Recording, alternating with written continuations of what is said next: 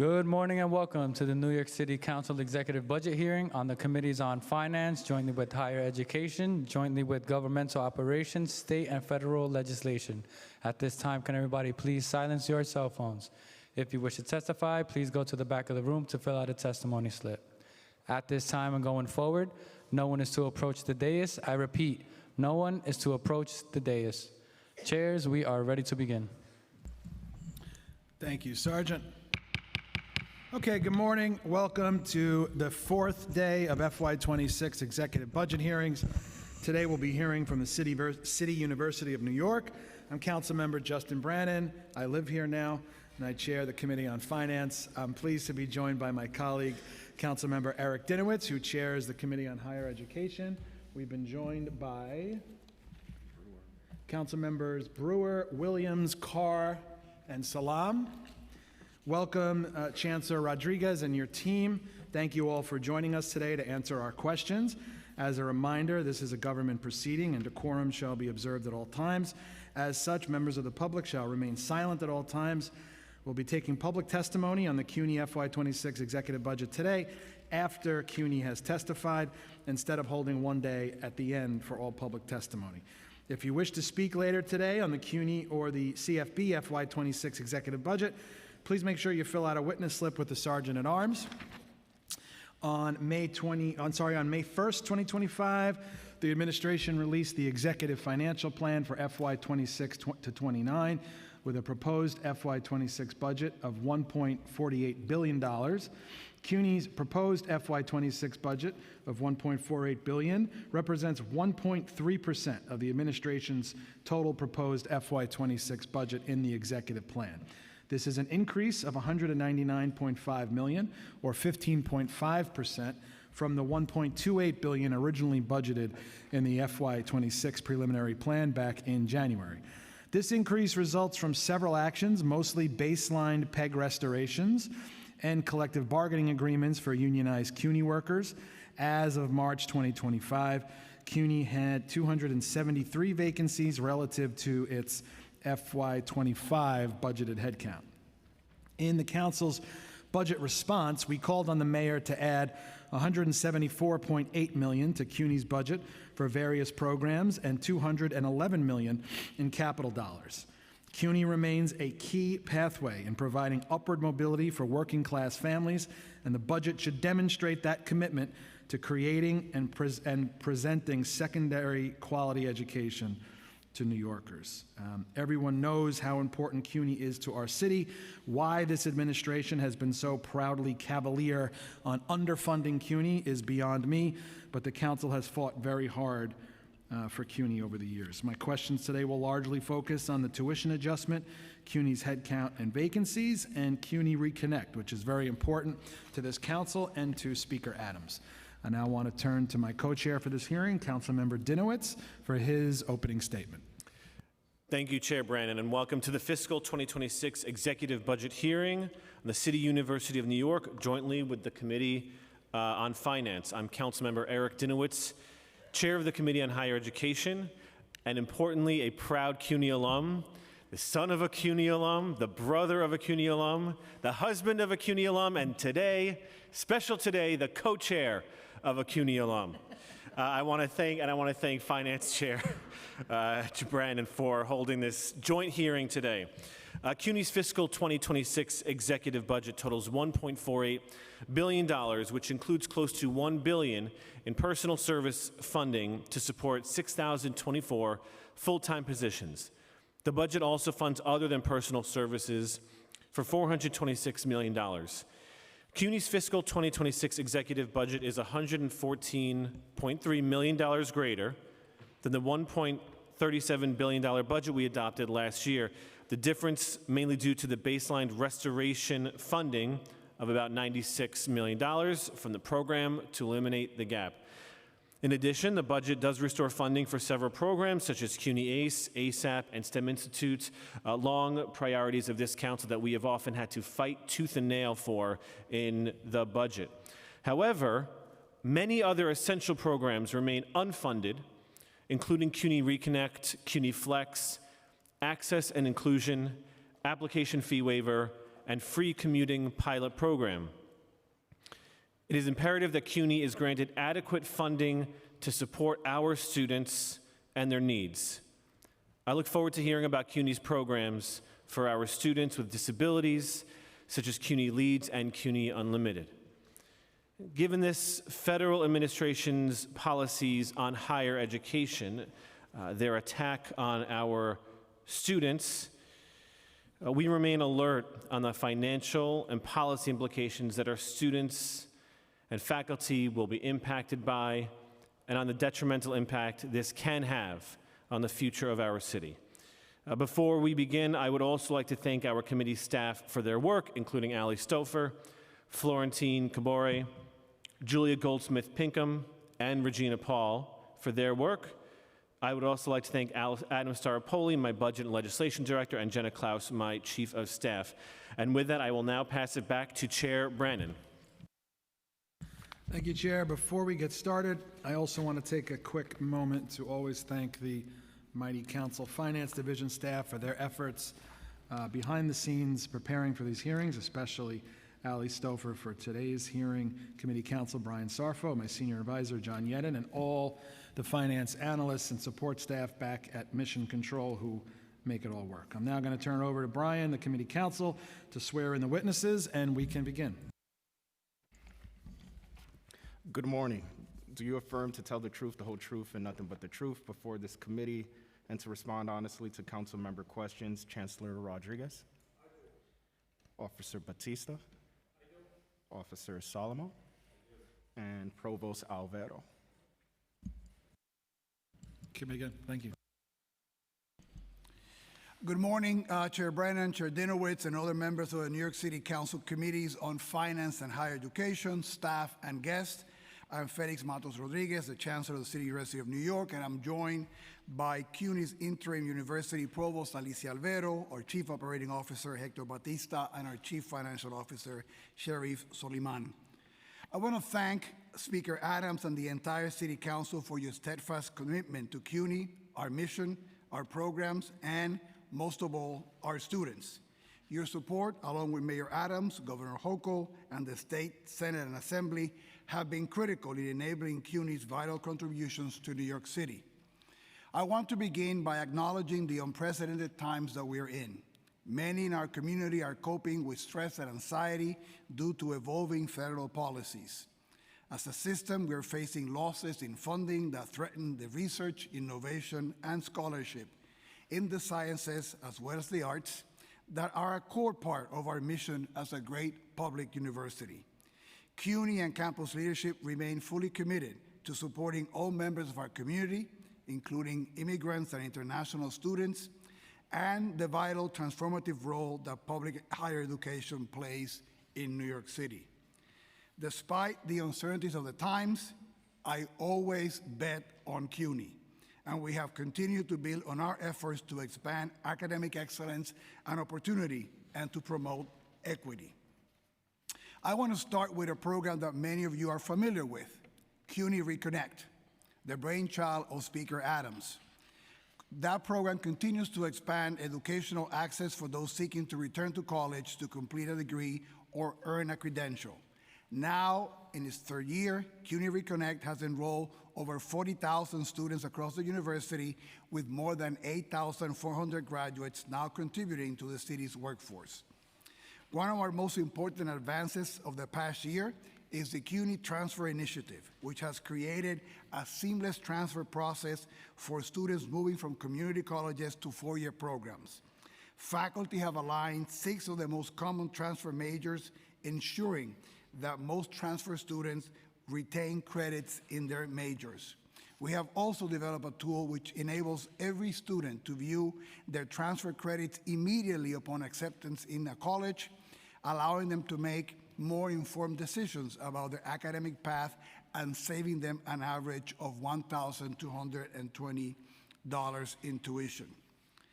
At CUNY, we aren't just preparing students for jobs after graduation. We are transforming their path to career success by reimagining how thoughtful planning and real-world experience can become core parts of their college journey.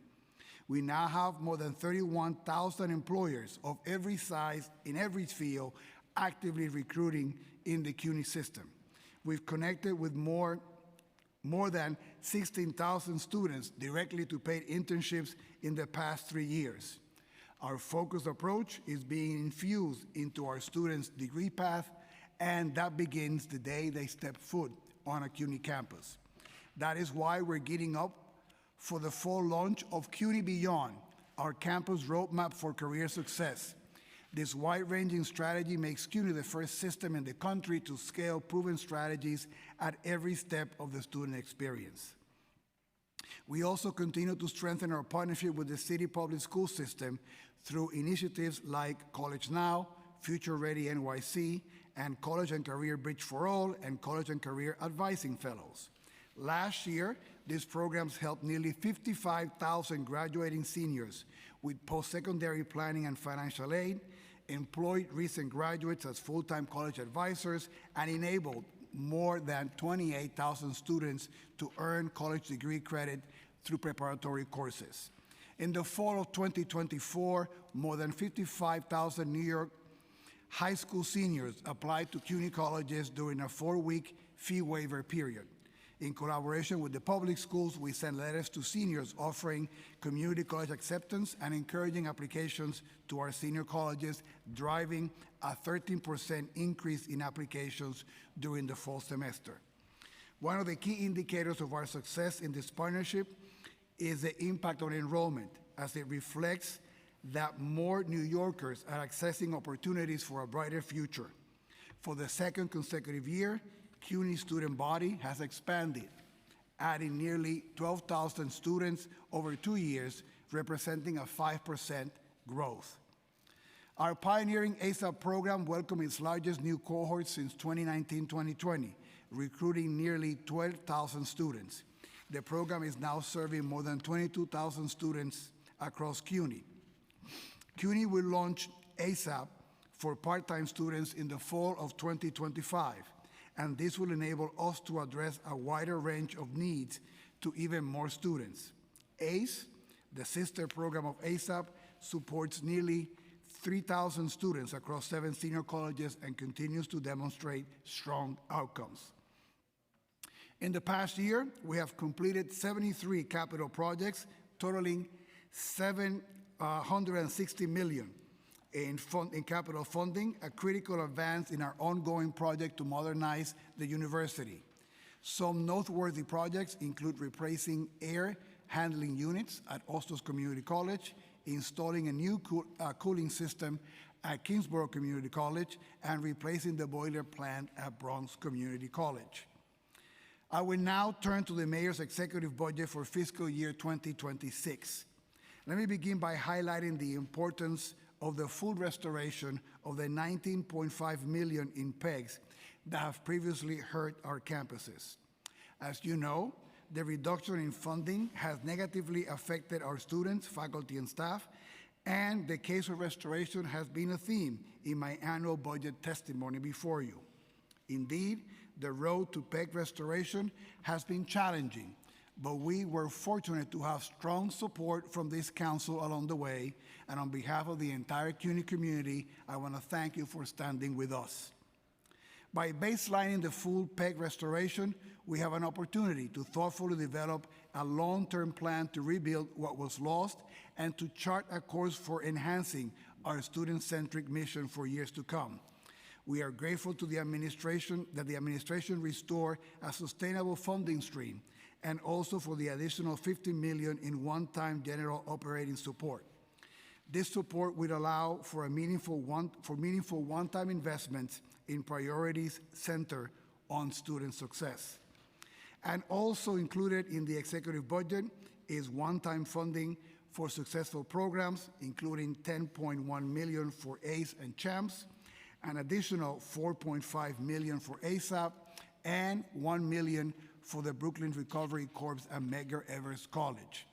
In addition, $1 million was baseline for City College CUNY STEM Institute.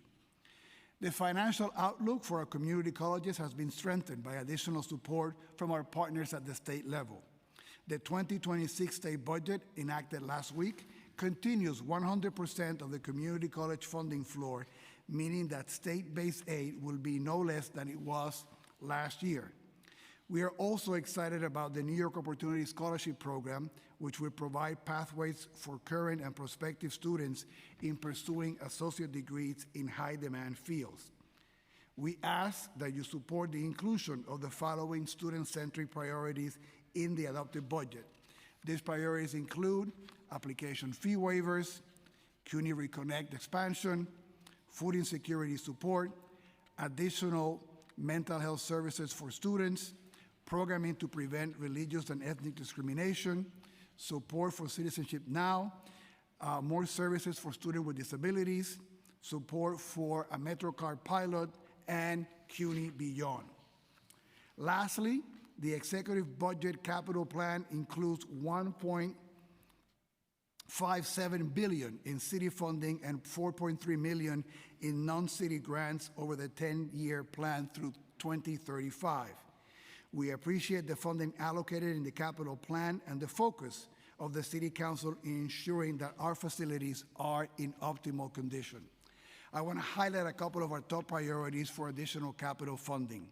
First, we request $150 million in capital funding for the Ostos Allied Health and Natural Science Building, which will deliver a state-of-the-art facility with modernized lab spaces and other instructional spaces to the Bronx, and it was one of my last projects when I was president at Ostos.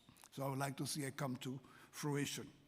Second, we request $200 million for the State of Good Repair projects. As you know, CUNY has set an ambitious goal to bring 55% of our vital building systems into a state of good repair by 2030. We have made some good progress, but there is more work to do, and the resources are needed to drive the number higher. In conclusion, I would like to once again thank the City Council for supporting CUNY priorities. CUNY's success is the state and the city's success. We look forward to working with you to deliver much-needed resources for this invaluable institution. This is an abridged version of larger testimony that I spare you the time, but I provide it for the record. And I thank you again for the opportunity to testify, and we look forward to your questions. Thank you, Chancellor. We've also been joined by Council Members Moya and Lewis. I want to jump right into the PEG restorations. PEG, just a fancy word for cuts. The executive budget includes a PEG restoration of $95.5 million in FY26, which is baseline. Large part of these restorations are allocated to personal services. Could you tell us how many vacancies does CUNY currently have? And if you can, what is the vacancy breakdown by college? So let me turn to our CFO, Sherry Suleiman, for those numbers and that data. Sure. Thank you, Chair, for the question. Out of a total headcount at community colleges of 10,291, we have 90 vacancies for pedagogical positions, 276 vacancies for non-pedagogical positions. I do not have the breakdown by college of the vacancies. I do have the breakdown of the colleges by full-time, part-time. And how does that, is that better or worse than it's been, about average in terms of vacancies? Well, I think overall, and I think you've heard from us the impact of the PEGs, and when you really look at comparing current headcount to fiscal 2021, community colleges were down over 496 positions. So when we look at sort of the PEG restorations, which we're appreciative of, it will begin, as the Chancellor said, to rebuild what was lost. And so part of that, of course, will be to shore up some of those positions in particular areas that were cut. So for example, areas of great need like financial aid counselors, certainly today more important than it ever has been. Academic advisors at certain colleges. So those are just a couple of examples of some of the restorations in terms of addressing the vacancies. And do you need to hire, or will you hire for additional new positions in addition to the existing vacancies? Yes, I think the opportunity now, and again, we're having the discussion with the Chancellor and the executive team about not only rebuilding what was lost, but to really rethink and reimagine, right? It's been a few years. So what is it that really we want to invest in so our community colleges can thrive and so we can really invest in student success? And when you, what is what's the plan for, now that you have some of the PEG restorations, seeing things through an equity lens in terms of all your colleges? How do you triage and prioritize who gets what? I mean, that is a conversation that we have with our college presidents, right? Some of the factors that would be included there is the enrollment trends in some of those colleges, right? In terms of some of the support that they might, enrollment drives some of the funding for some of the colleges. We're also watching the overall fiscal health of all of the campuses, right? The CFO and the team work very closely with the campuses in addressing some of those things. There might be some new opportunities in terms of new programs, either both in fields that are in demand that we want to make sure that we have them for folks. We've also been very fortunate with programs like CUNY Reconnect, right? It's been not just really great for the students that have come back, but in doing all that, we have learned a lot how to better serve students who have been out there with no degree but some college credit. So we'll be taking some of those lessons to work with the colleges in the staffing. I don't know if you want to add anything else, Sharif. Nope, I think that was perfect. And keeping on the PEG restoration, so the other portion of the restored PEGs includes funding for OTPS other than personal services. It's $2.3 million, which is baselined in FY26. Which specific items, what specific OTPS items would these funds pay for? I think we will be looking anew at what those needs are. If those needs are relevant today like they were back then, some of those OTPS costs could have been funded with other funds, particularly from the state, for example, for community colleges. So we're taking, a renewed look not only on the PS side, but the OTPS side.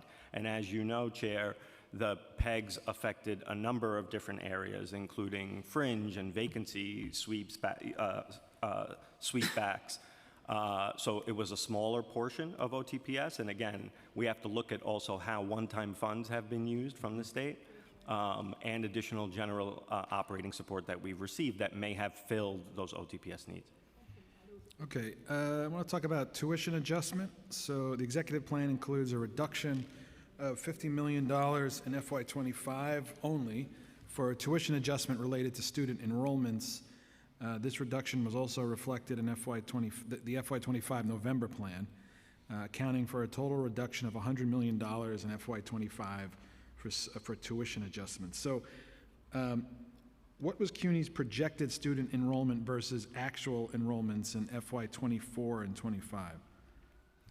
So I'll speak to the adjustment, and then I'll maybe ask my colleague, Alicia Alvaro, to address the enrollment. The technical adjustment is essentially what it is.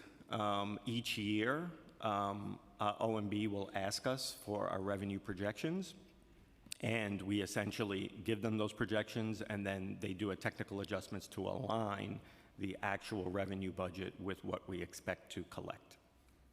And do you anticipate an additional reduction in FY26? We're hoping that won't be the case, because we're hoping that we will have a nice uptick in enrollment that we're working really hard on. So we are hopeful that our communication to the administration next year will be, we anticipate more revenue from collections because of the uptick in enrollment. So overall, does CUNY anticipate an increase in overall enrollment?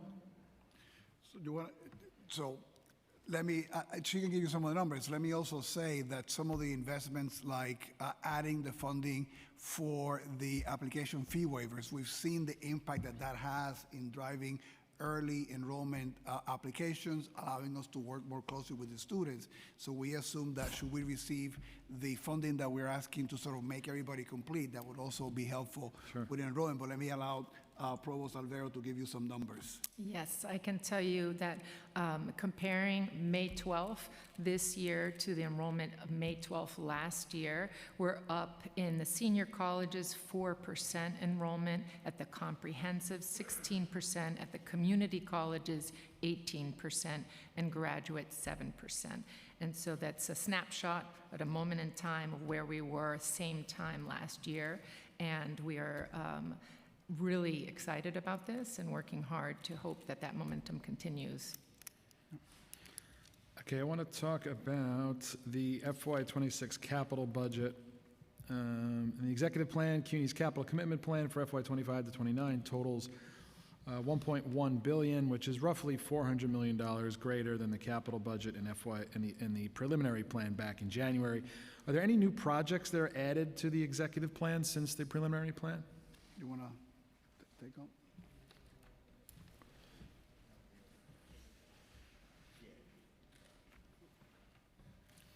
So as the chancellor said in his testimony, our main focus right now is really focused on the state of good repair.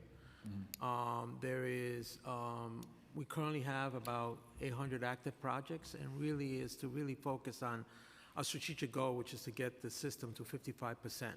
So there's a lot of projects connect across all our campuses, to really focus in on systems that we believe are going to have a problem. I testify in front of the council, in front of the chair of the Education Committee, and we talked about a facility, we did an assessment, condition assessment of our system, and what that has done for us is it allows us to really be more targeted on how we use capital dollars to make sure that we don't have the same problems we had several years ago with Bronx Community College, where the boiler went down. Now we know, and we could be more strategic in terms of targeting our capital dollars. So a lot of the focus is really connected to the state of good repair.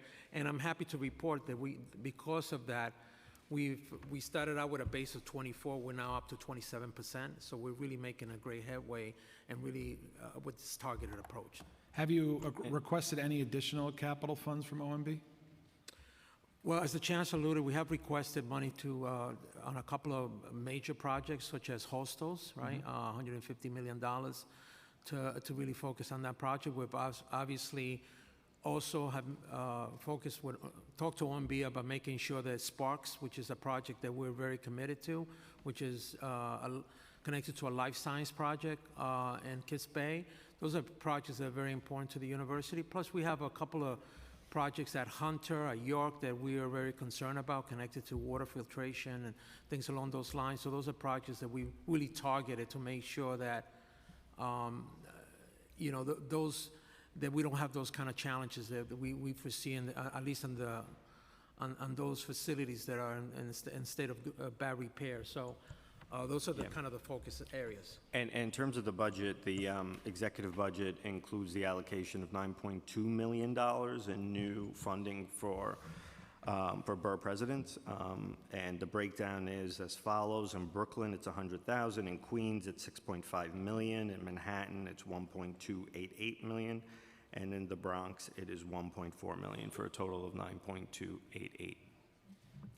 And I just add to what CO Batista said, which is, we're also, in terms of requests of the administration, we're constantly on the state of good repair. And the number for community colleges is $200 million based on the replacement value of the building stock, right?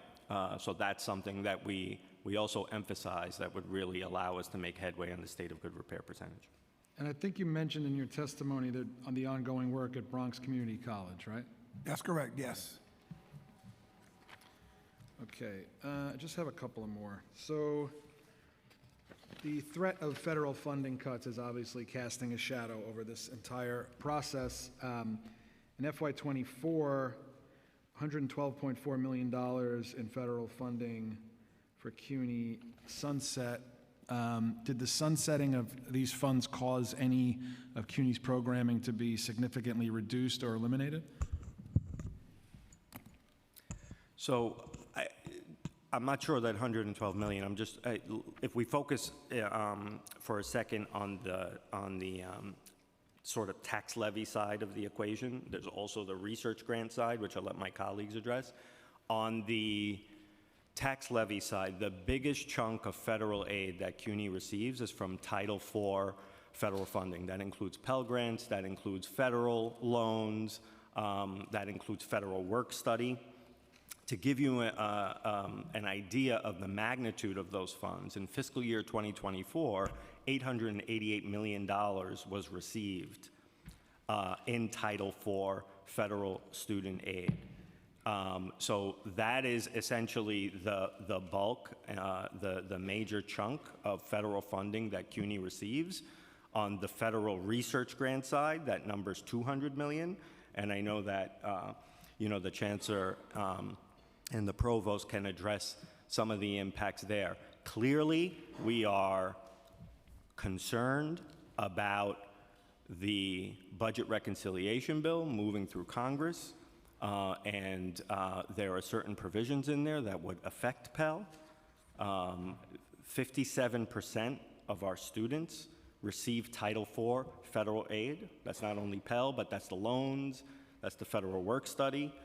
So that's a big, big chunk, obviously, of our students that we serve that come to CUNY for an education. So we are really concerned that the provisions that are moving forward that seek to change sort of the full-time credit load to qualify for full Pell from 12 credits to 15 credits will have a real big impact, as well as the impacts on the loans.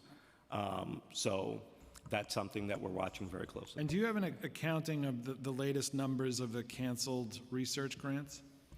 That we have, Yes, we Well, it goes- received a total of 78 stop work orders, and 7 were rescinded. So right now, it's... So the 78 stop work orders on research grants, right? What does that amount to? How much money? So $17 million that we anticipated receiving for research is at risk because... And what kind of research do these grants fund? Variety of research, from environmental to research that looks at the impact of disease on underrepresented populations. It varies all over, and no real rhyme or reason to which ones were canceled. and I mean, two things, Chair Brannan. First, we'd be happy to send you and the colleagues a list of what we have. There's a list that changes every day, right, as we receive new ones. And also, we've been creating a task force that works with the principal investigators to, when we receive one and we think that the grounding for that is not the soundest, we're challenging that, also allowing us the opportunity later to sue, right, by exhausting all. That's a good point. So what is the process for, appealing the stop work orders? How does that work? It varies depending on the agency that's issuing and the rationale. That's why we built a task force that has personnel from the Office of Research that reports to the provost, from each campus office that has the sponsor research office in the campus, and the Research Foundation. They look when the work order comes, and then they give guidance to the PI, and depending on how the letter is constructed, we provide advice as to you can challenge on these grounds, or and in some cases too, on the ones where they said that we have to start immediately, we also try to provide some bridge funding to keep some of the folks employed. And what's the typical reasoning they give? It's very tough to, in some, they will cite generic compliance with new executive orders from the federal government. In other ones, they might be more specific about changes in priorities for the administration. That's some of the language, for example, that's coming in the most recent letters from the National Science Foundation. But again, we are, under the Provost leadership, creating opportunities for bridge funding to support some of the grants. We are trying to be aggressive in defending when we believe that the grounds for the stoppage is inappropriate. We're also working at the state level with some of the cases that have been taken, in this case by the State Attorney General against the administration on the indirect for NIH, Department of Energy, and considering NSF. And we're also leveraging some of our national, I have the timing honor of being the chair of the American Council of Education, which is the largest higher ed membership organization. And we had never been a plaintiff in a lawsuit for 100 years. We've been a plaintiff in 3 related to this matter. So all hands on deck. Thank you very much, Chancellor, and your team. I hand it over. We've been joined by Councilmember Sanchez, and I'm going to hand it over to Chair Dinowitz. Well, thank you, Chair Brandon. I want to follow up on 2 of the items before I get into my questions. The federal grants, so you said $17 million at risk, 78 stop work orders. And how many positions are at risk due to this $17 million cut from the federal government? So about so far, 98 employees have been affected by the grants that have been stopped. As I mentioned to you before, we have been working with each campus at sometimes. If a grant is in the middle, we've been able to provide bridge funding to keep some of the employees. Campuses have also made decisions on the value of the research, meaning in this grant, if we stop now, all the research is gone, right? Because it's a year of work to get to where we are. So that is, but just to give you the worst possible outcome, right? If all the federal funding that we get, which is about $200 million overall, stop, that'll be like 14,000 employees. And that, so that includes that, the other, I'm sorry, you said the Title IV was 888. The 200 million is all the research funding? This is research, yes. All research. That figure has to do more with Pell and Okay. the money that comes that way. And how many students are involved in these research projects? I think we have a breakdown by project. We can provide you that. We wouldn't know that. But it doesn't just affect employees, it also no. affects the very students doing the research, right? And so, to summarize, the federal government is trying to unemploy CUNY workers and make our students dumber, right? Like, is that fair to say? Well, the point that you're driving, I want to be fully supportive because this is not just numbers and figures which are important. This is careers, these are mentorships, these are our potential next generation of scientists or artists that are being cut short by not being able to be part of this grant. So absolutely disastrous disinvestment in research. And of course, the health, you mentioned diseases, health, environmental. Yep. It appears the federal government also wants us to be less healthy. Yep. That's my opinion. I guess our president disagrees. In line with federal policy, the Department of Homeland Security has revoked student visas at various universities throughout New York City, including at CUNY. Have CUNY students been affected by this? And if so, how many CUNY students have been affected? Well, 25 student visas were revoked and have since been reinstated. All 25? All 25. Of those 25, 3 students had made the decision to go back home and to their country. All 3 are completing their degrees online. And what types of support has CUNY provided for these students and other immigrant students who are facing similar challenges? Well, every campus has a designated school official, a DSO, for international students. And at CUNY Central, we really mobilized that team. The moment our offices received information about the student visa, we proactively reached out to the student and said, come to us, we will provide you with all the information necessary in order to make an informed decision about what you should do, connecting them to Citizenship Now, which provides free legal counsel and support, and explain to them what the process is. In CUNY, the biggest question and fear of the students is, am I dropped immediately from one day to the annex? And the answer is no. Change in status does not change enrollment status. And so we provided them with all of the information necessary to make the best decision for them.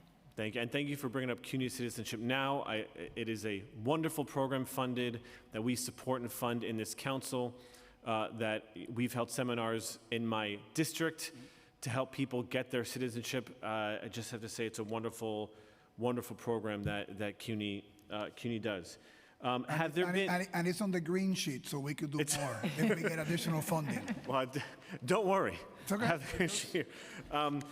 And what financial investments in supporting immigrant students have been made are highlighted in the executive budget?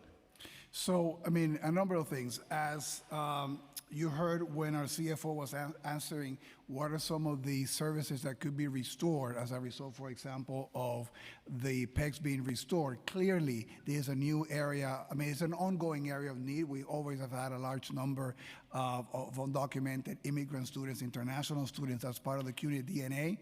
So I would imagine that some of the consideration as we decide, which services to bring in, will be working.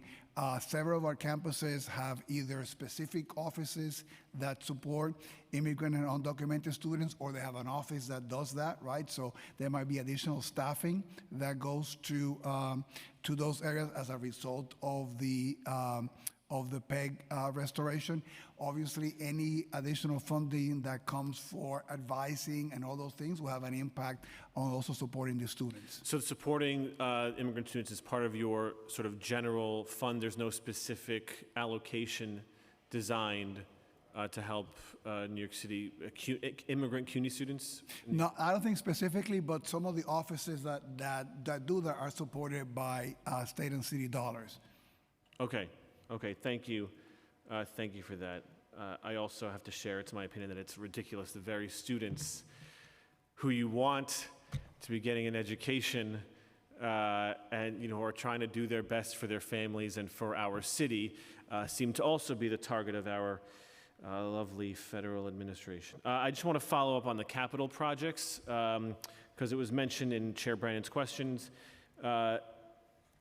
You should know your successor, Daisy, is doing a fantastic job advocating for the Allied Health and Sciences building. Also certainly got an upgrade in its presidency. Yeah, I will remain neutral on that. That's a no-win thing for me to respond to.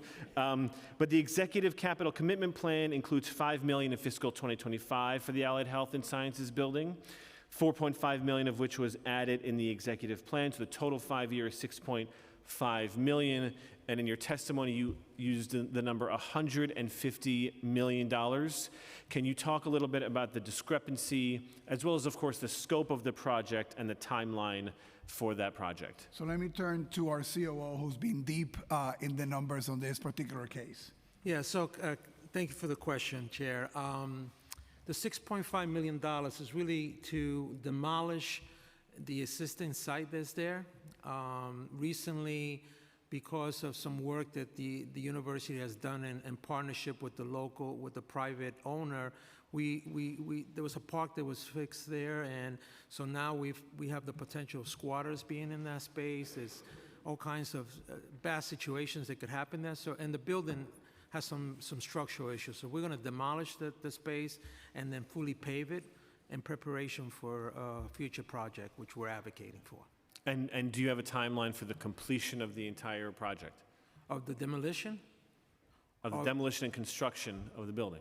Well, the construction of the building, we obviously hope that through your good offices and others here, we were able to secure the $150 million that we need. But we think this is a step in order to secure that space, which is really becoming a real problem for the local community.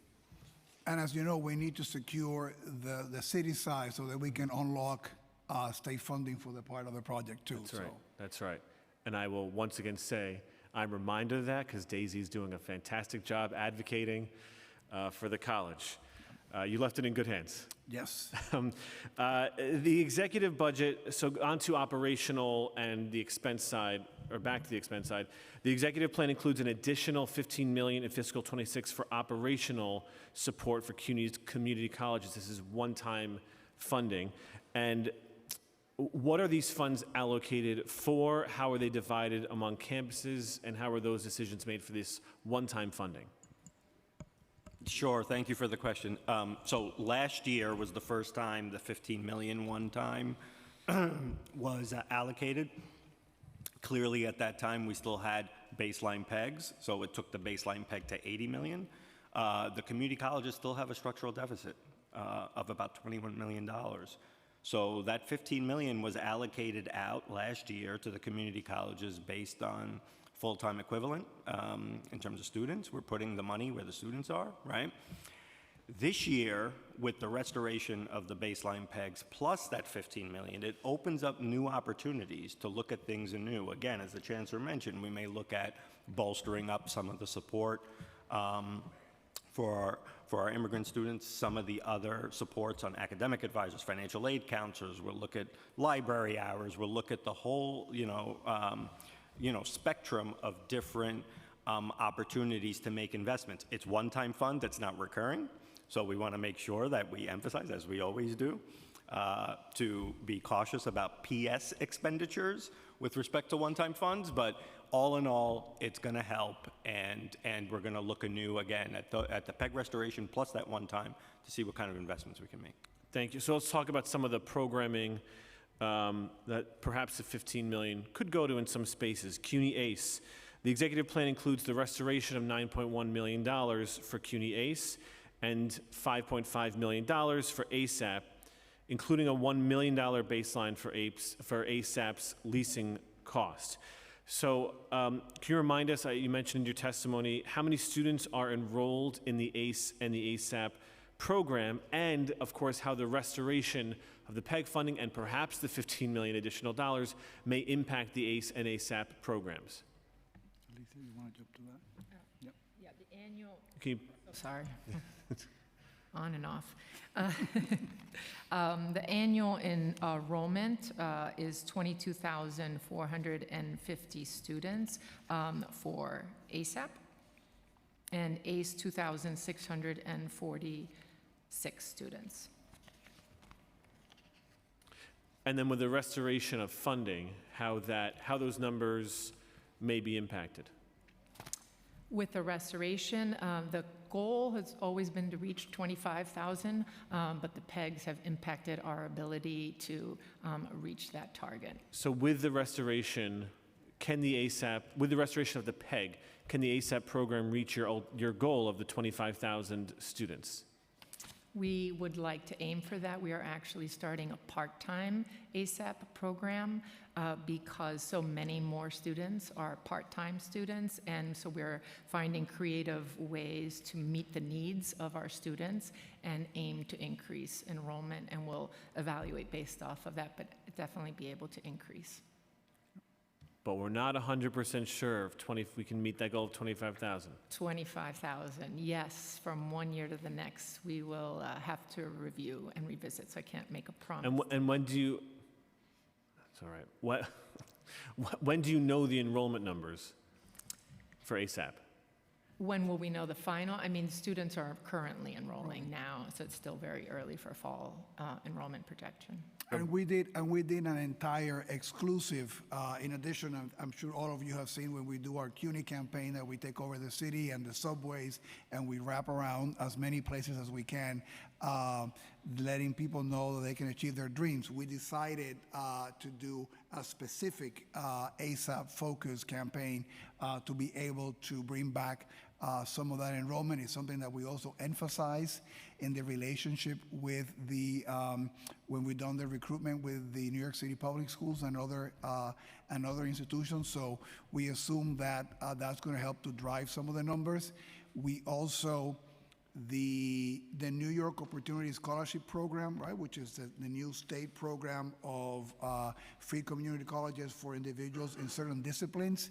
We believe that that is also going to drive traffic to the community colleges by people who want to be part of that program, but they come with questions, and then when we have them there, we might be able to say, you may or may not qualify for this, but ASAP is right here for you. So we feel in a very good space in terms of being able to rebuild and be able to reach that number. We have a much better sense probably by midsummer in terms of what the enrollment might be for the fall. Yeah, we know. I mean, we know in this committee, ASAP is one of the most Yep. successful programs for our students. I think it was 13 months ago that we had a hearing on this before the executive budget. There's significant amount of data.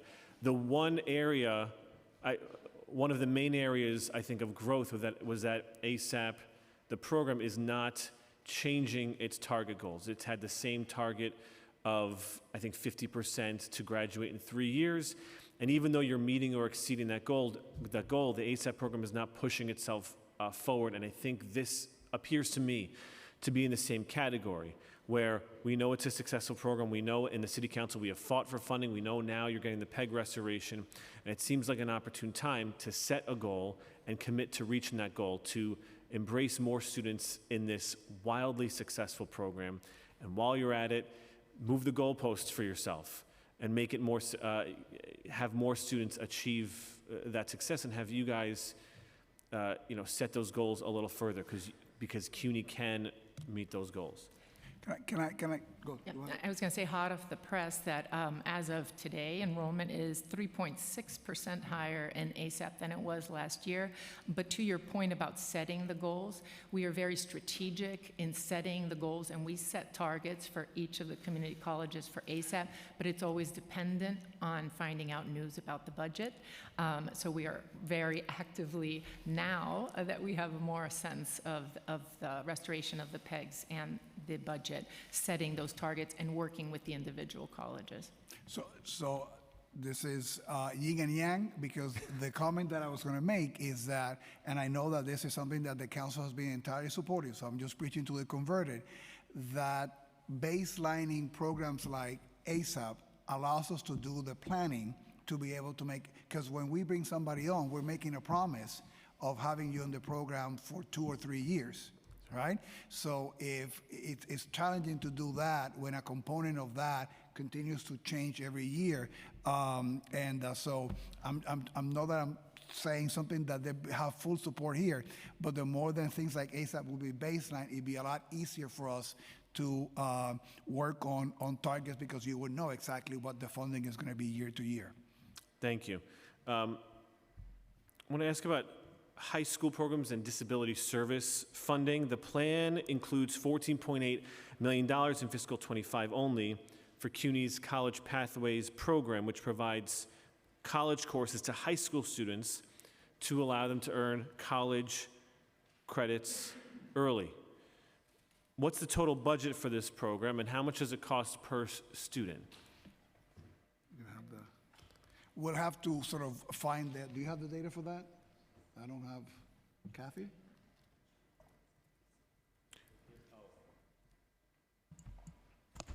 It is an intra-city program,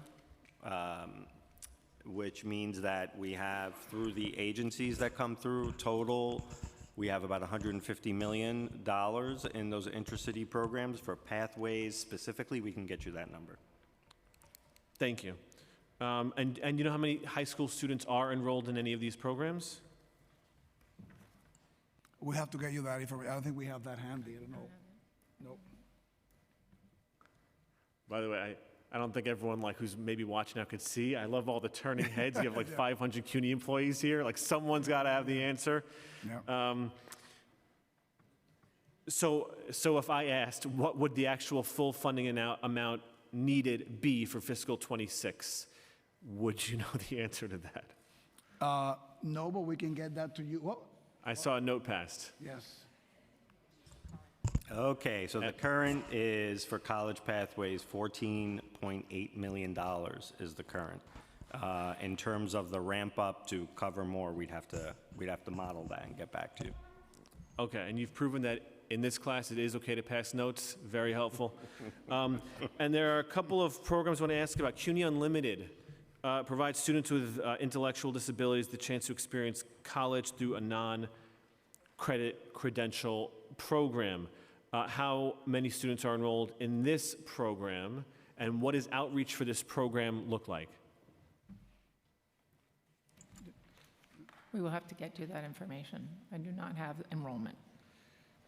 Let's No.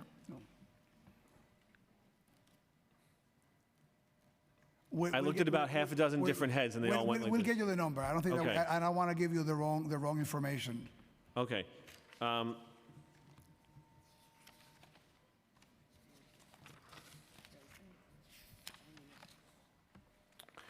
going to move on to questions from the committee members, and then we'll go back to us. Okay, we have questions starting with Councilmember Brewer, followed by Williams.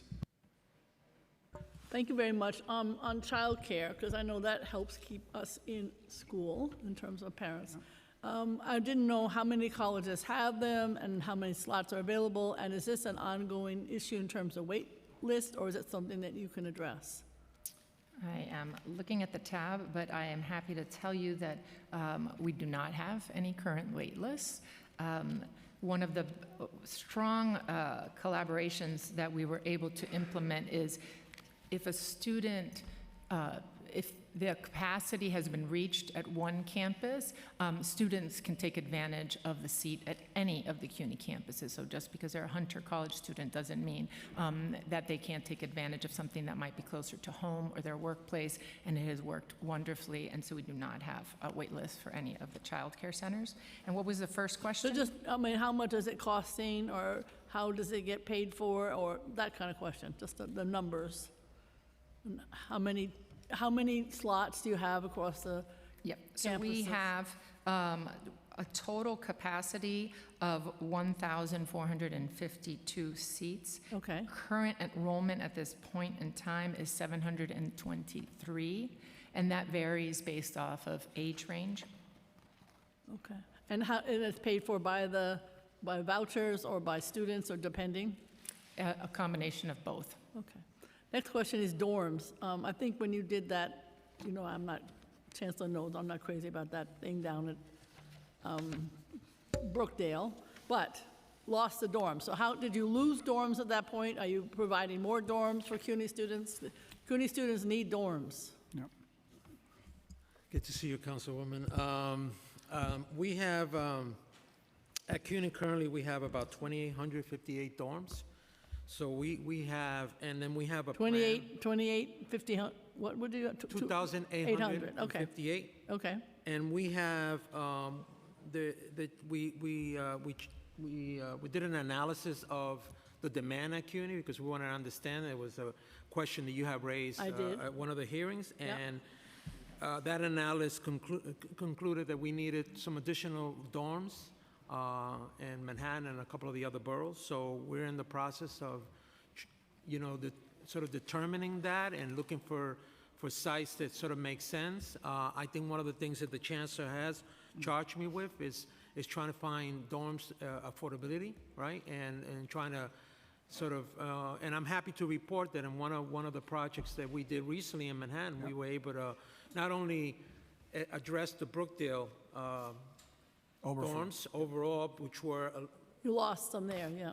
a lot less than the marketplace. We also were able to create an additional 120 dorms, really low affordable, and soon we'll be announcing something along those lines. So really focused, but the total of dorm growth over the next 5 years for CUNY is 1,172.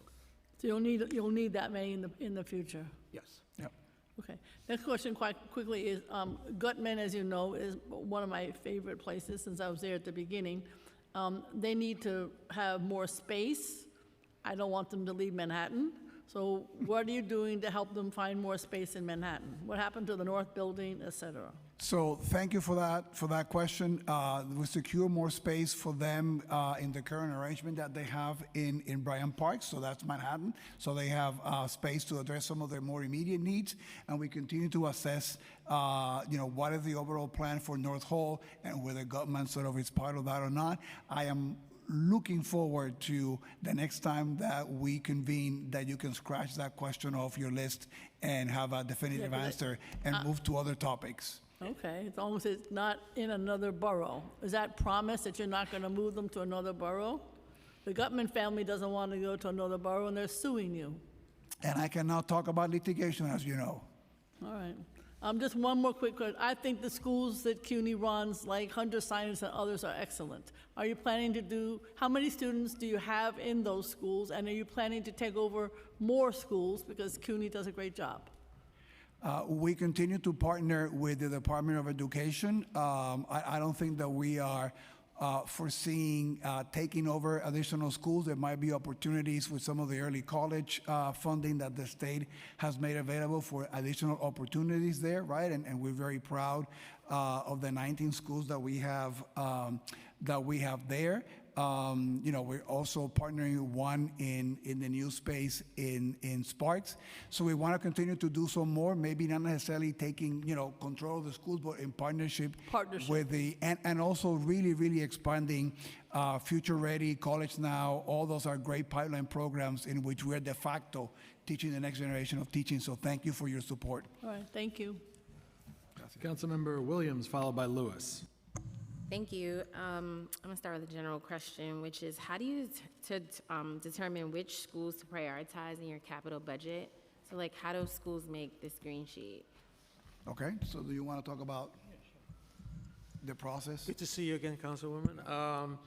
Well, the way we sort of do, as I stated earlier, we recently did a facility assessment of all our university, and we really are sort of leaning into the whole notion of the state of good repair and making sure that we really are focused on systems and making sure that we really are focused on deferred maintenance. Across the system, we try to address how the capital budget in terms of that needs that are happening. If we feel that a boiler is going to go in a particular building, that school, then we obviously allocate a lot more resources to that particular school to address, because we know a year from now that boiler is going to be off and it's going to create a real problem for the school. But the chancellor across the system, we've allocated for the community college kind of an even number of $33 million. And this new request that we're putting in for $200 million. And that's broken down into various sort of systems, but it's all connected to the You're state. saying that like each community college gets the same amount of capital money? In one bucket. And then we have another bucket which really focus on those systems that particular college we feel is going to go offline. And because they're going to go offline, we're going to allocate that college additional.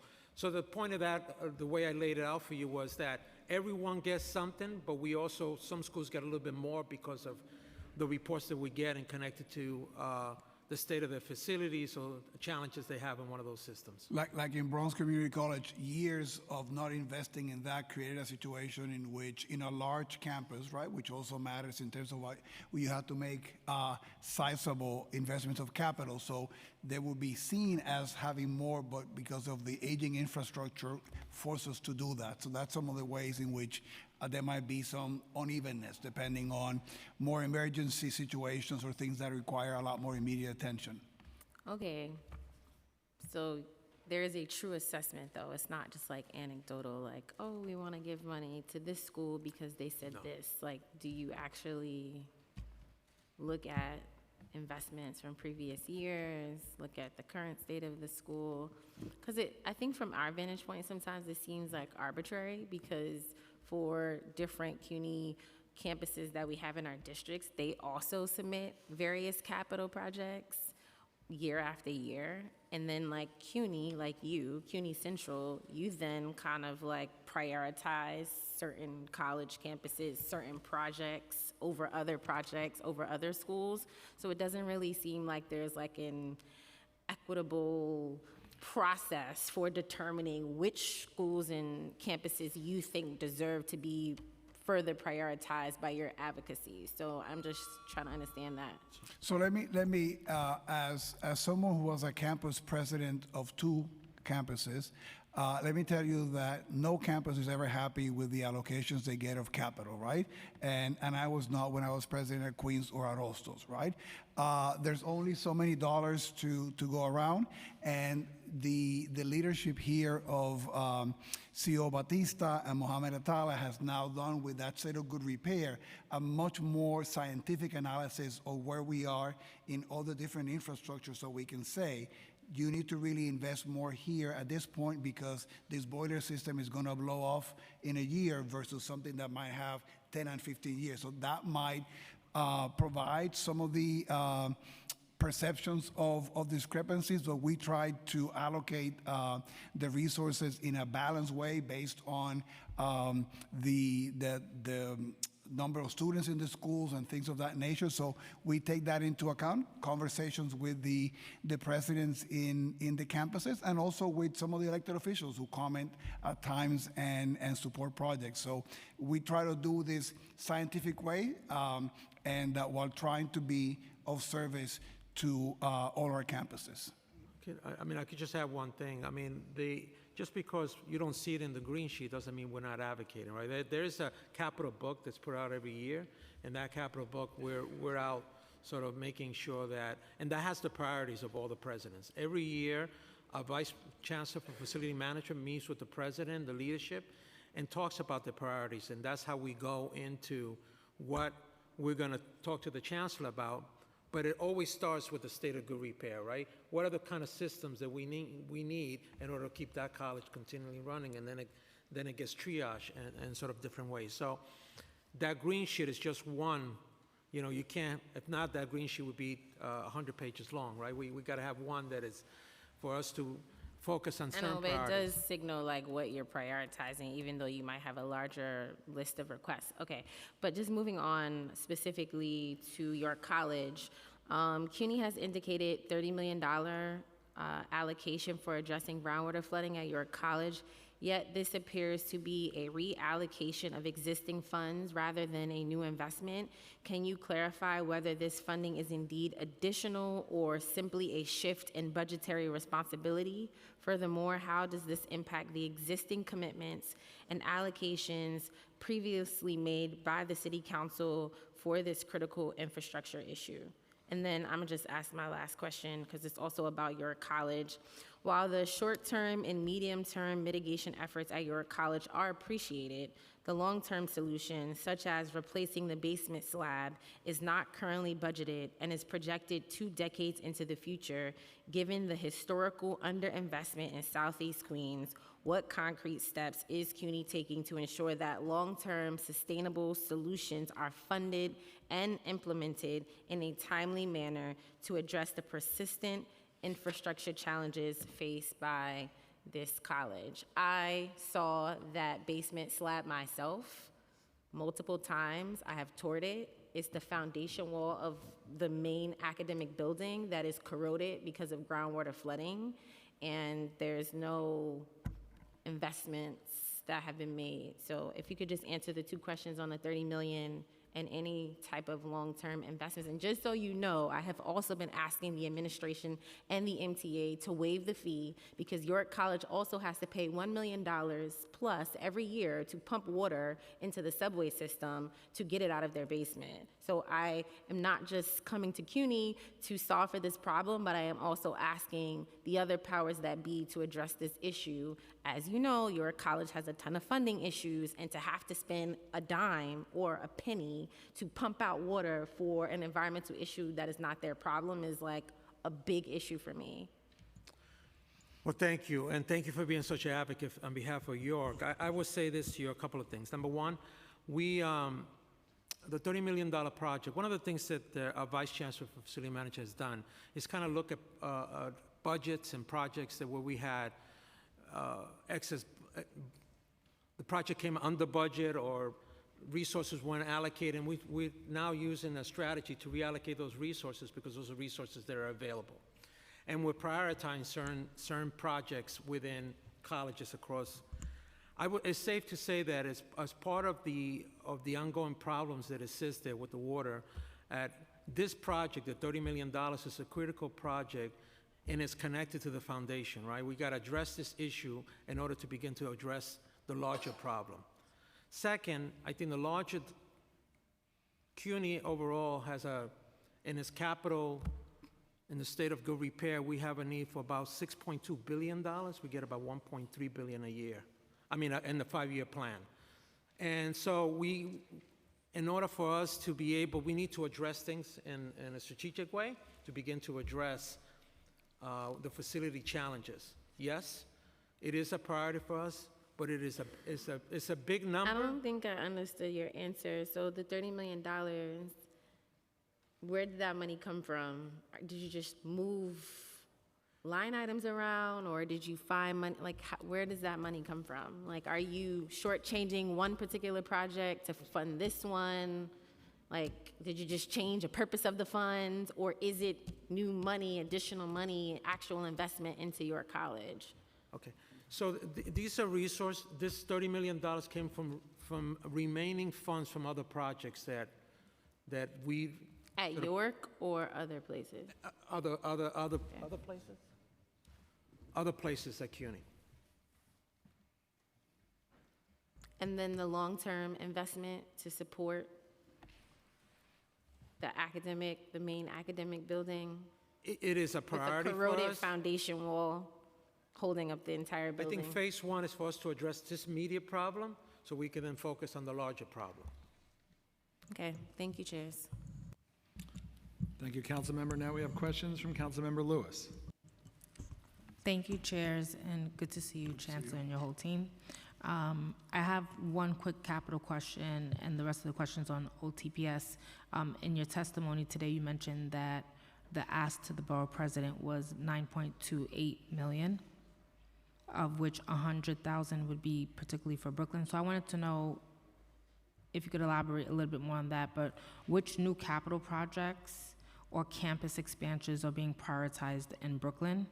Because I'm trying to figure out where that $100,000 goes, and how does CUNY weigh campus needs and enrollment demand when allocating infrastructure resources like these capital projects? And my quick OTPS questions. In August 2024, the state legislature passed a new law requiring menstrual products to be available for free at CUNY campuses. So I wanted to know, has CUNY implemented this law? Has CUNY allocated additional funding from the state for this particular program? And if yes, how much? And what is the yearly cost to supply menstrual products to all CUNY campuses? And is this included in the FY26 budget request? Thanks. So that's, you gonna take the capital for Brooklyn question first?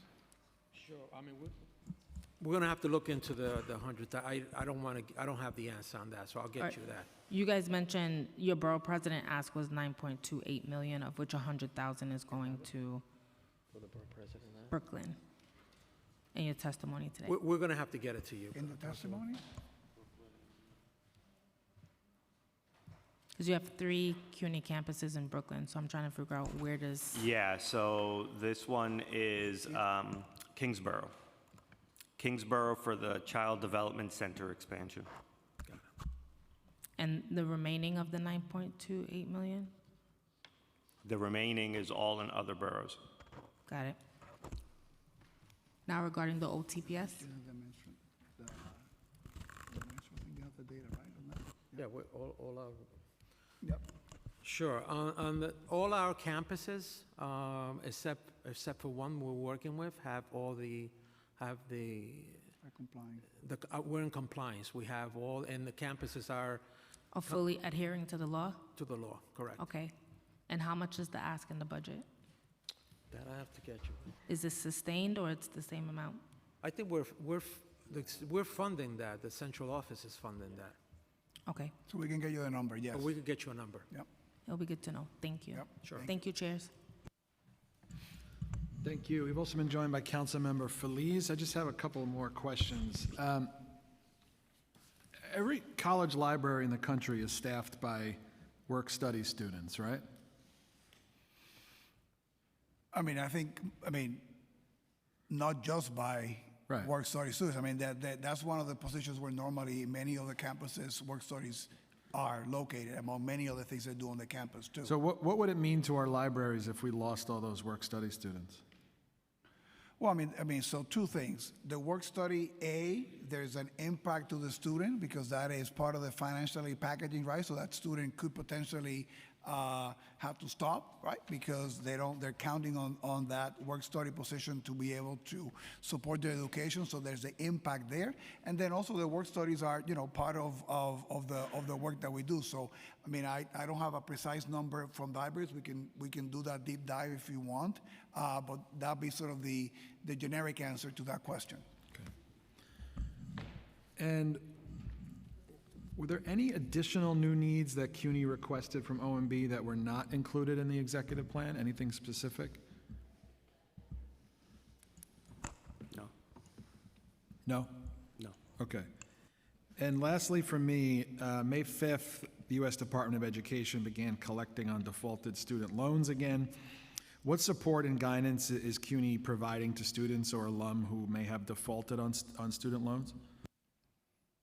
So there we were very happy with some of the forgiveness programs before. Many of our students benefited from, actually not just of our students, many even members of the CUNY staff, right, benefited from those loans. So, I mean, on our end, we've been making sure that people have the right information. I mean, as you know, in this landscape of forgiveness and things, there's been a lot of confusion. So we've been working with our students, letting them know the financial aid offices on the campuses, but we've also been, as an employer, talking to our staff members who might be in that situation so that they know exactly, that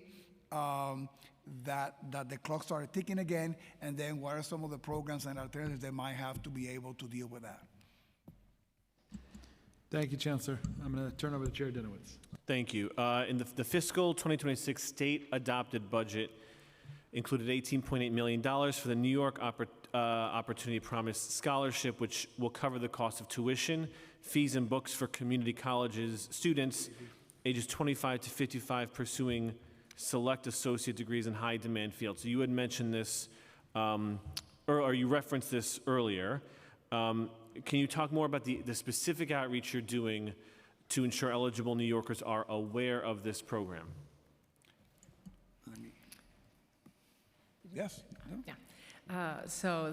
Very timely as we organized a really big team meeting specifically for this, which involves marketing and communications and advisors. We've been working very closely with all of the provosts, preemptively identifying all of the programs so that all of the campuses are ready to kind of start marketing and advertising these programs. It's multifaceted because it's not just about marketing and promotion. It's about making sure we have the right infrastructure, ensuring that we're collecting the right data because there's a lot of reporting requirements for the state. The advisors, getting the academic advisors well-trained. But we are very excited to roll out the publicity for it. But it's the infrastructure part that we're really working on, and the campuses working on the promotion at the individual campus level for the programs. You're promoting this at the campus level, but wouldn't some of the outreach be at the high school level? Well, the challenge has been that until the budget was adopted, which was last week, right, you couldn't be out there promoting a program that you were not sure was going to be approved, right? So we've been building the infrastructure, assuming the funding was going to be there, right? And now that the funding is there, we can, sort of be leveraging all our assets, which include the links with the public schools. And does that include the goals we have in the council, for example, and our shared goals of the fee waivers? Are those programs going to be aligned? Well, so remember, for the students, that will begin in the fall, they already applied, right? Yeah. So this is people that are going to be part of the summer. We will have to sort of see, this is in flux, right? So we just found out that the funding was there last week, right? So we'll be happy to come back to you and give you a better sense of that. We've been planning and getting ready, assuming that we're going to get promotions, there's going to be interest for it. All of the fine tweaks of the partnerships, I think, will be sort of worked out through the summer. The program, the criteria is 25 and older for the opportunity programs. So probably less of a focus with the high schools because it's for the older students. Thank you for that clarification. The fiscal 26 state-adopted budget does not include funding for mandatory cost increases for annual salary increments, OTPS, inflations, building, rentals, and energy. So what is the estimated cost that CUNY will have to bear due to these being unfunded? And of course, how will that impact student-focused programs? Sure, so thank you for the question. On average, our mandatory needs unfunded cost university-wide could be up to $25 million. $25 million? Could be up to $25 million. That's on average, some years more, some years less. But there have been general operating support appropriations that have been included in the state budget. Last year, there was $36 million for the senior colleges in general operating support. That continues this year, right? There's also the year prior was $17 million that's been allocated out to the colleges. That is also continued. And then, of course, the state this year covered the full bonus and retro for the PSC contract and the FY26 wage increases for the PSC contract. So we'll manage, the senior colleges will manage those unfunded costs within the budget because of those other appropriations. But clearly, over time, they start to add up. And so if the additional general operating support dries up from year to year and we just have that baseline of what was offered in the past, then you start to have a real problem. So we always watch it very closely, but we are appreciative to the governor, to the Assembly, to the Senate for a budget that meets our labor needs. Right, and just going back to that $15 million one-time funding, I think you would use the phrase, we hope colleges don't use it for personal services. Did I get that right? Yeah, so whenever, sorry. But I'm just asking, why is it hoping? What instructions can you give to make sure that we want to hire more faculty? We want to make sure that they are paid a decent living wage for educating our students, but also schools shouldn't be using one-time funding to do it. Is that a recommendation or is that a mandate from Central? So if I said hope, scratch that from the record. Let's be more resolute. We constantly communicate with our colleges that one-time funds, we always throw up the caution flag, one-time funds should not be used for recurring PS expenses because we don't want to exacerbate the structural deficit. So that is a recommendation through regular communications with our campuses about the nature of the funding. Okay, thank you. 6 months ago, Chancellor, you were here at our hearing regarding the Lippman Commission report, and you testified at that hearing that morning you had put out an RFP for a new reporting portal. And to refresh everyone's memory, this is the portal through which students and faculty can report instances of discrimination. It was one of the 13 recommendations of the commission report. At the time, you had just put out the RFP. Can you please share with us the status of that contract? So that has been moving along the process, and we have, can I say that we have identified a vendor? Yes, I just want to make sure that I don't mess up any procurement rules, right, that would have me here in trouble. So we have completed the procurement selection process. Now we are in the movement with the state controller, all the other steps that need to be taken for that contract to be finalized. So we are hopeful that we can begin implementing the system when in the fall semester.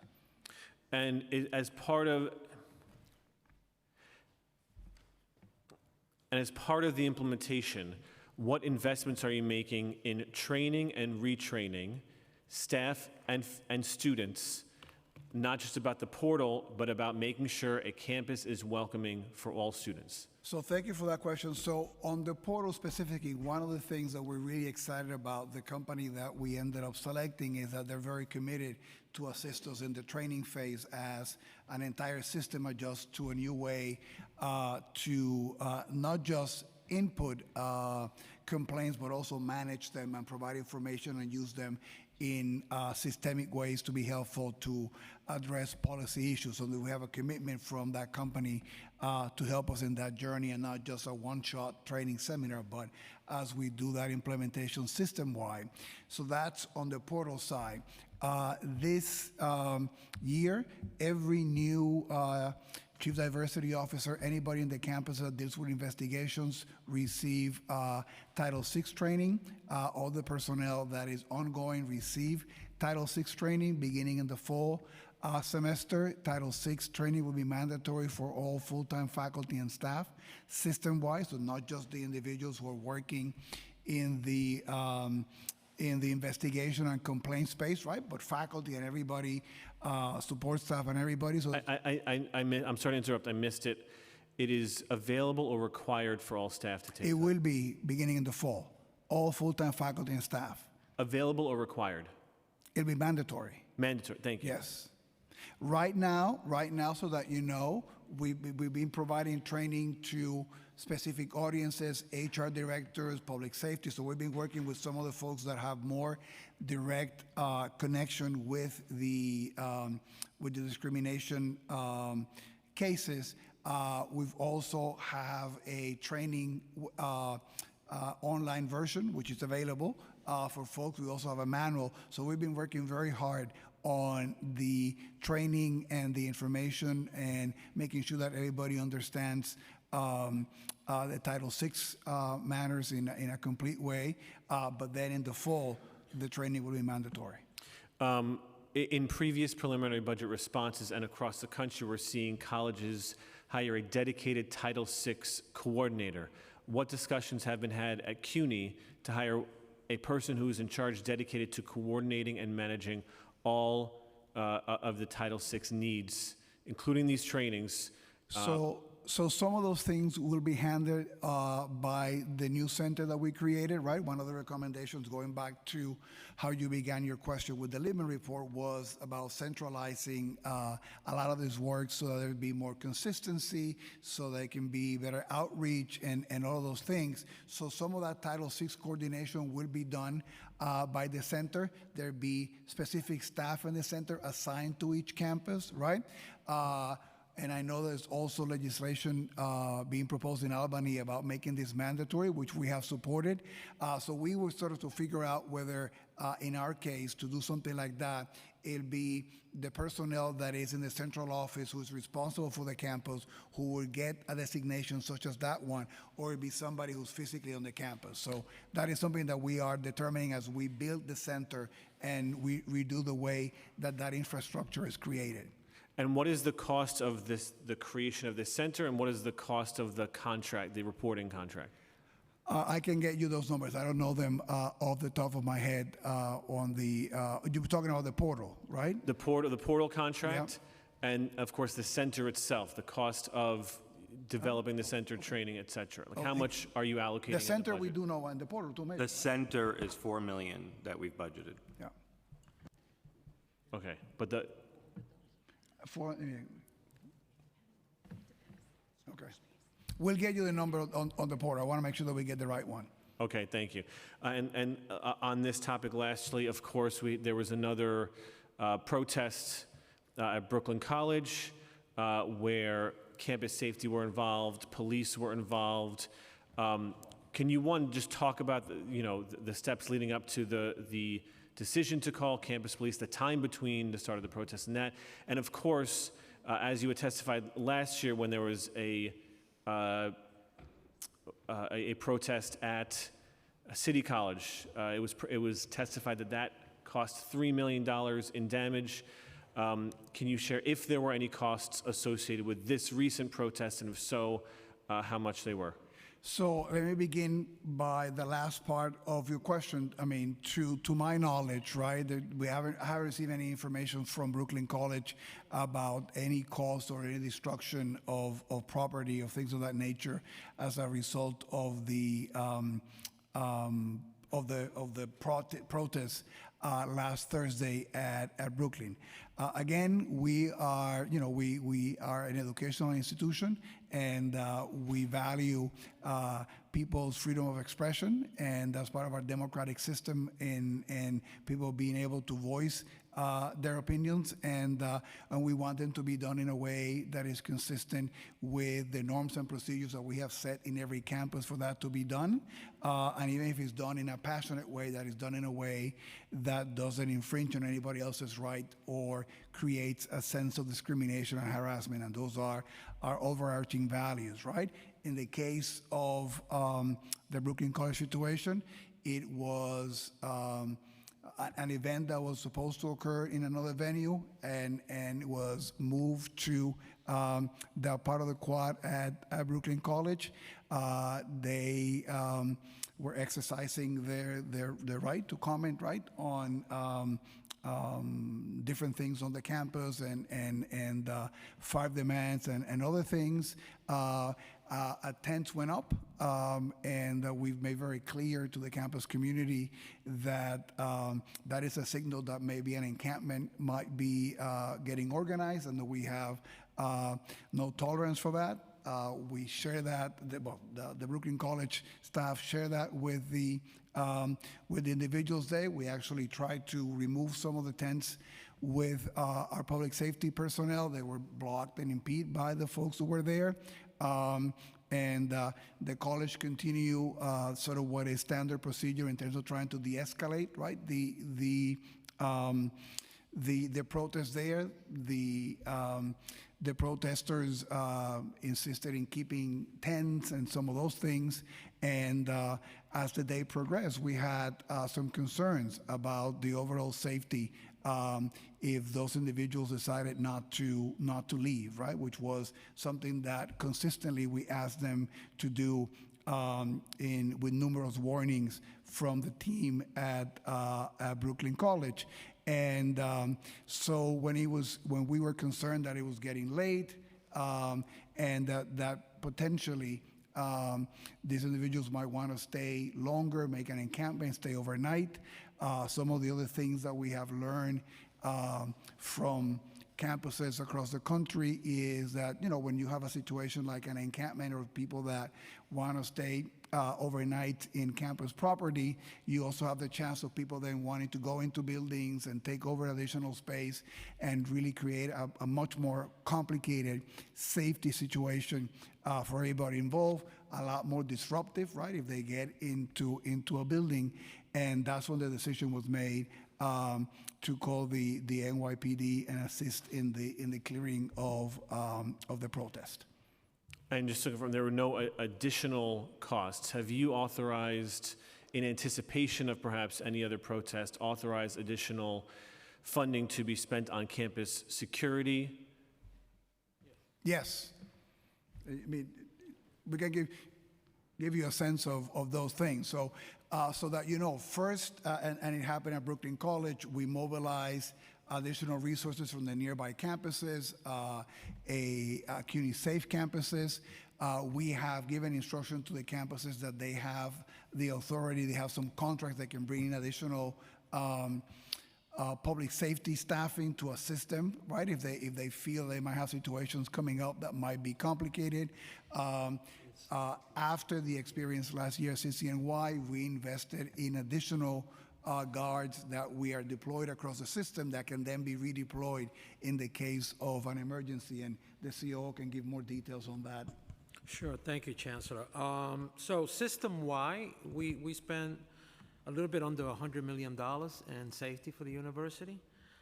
That translates into roughly about 875 permanent security personnel. And then through contracts, we have an additional 275, for a total of about 1,150.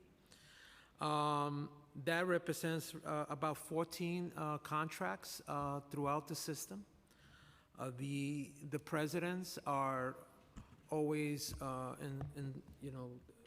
instructed to use those contracts when they need to, in order to, whether it is for security reasons or they have an activity that's going on that they need across the system. And obviously we then provide additional personnel because the central office also has not only personnel, but also has a security contract, and we send out what we call these safe teams over to the campuses, depending on what the situation is. So we think that, obviously we feel that this is enough in order for us to be able to manage the system.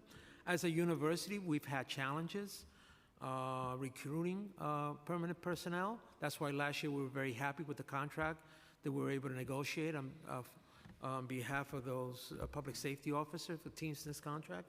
And we feel that through that and some other things that we've done, we're starting to see some traction. But, across the nation, this space has been a space that's been challenging to recruit people. But right now, we feel very confident that, we have the personnel that we need in order to continue to address those things.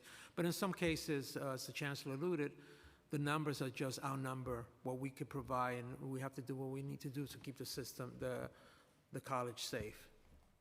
Thank you. The Office of Disability Services, the Council's preliminary budget response includes a request for the administration to allocate $2.1 million to support CUNY's Office of Disability Services, this was not included in the executive budget.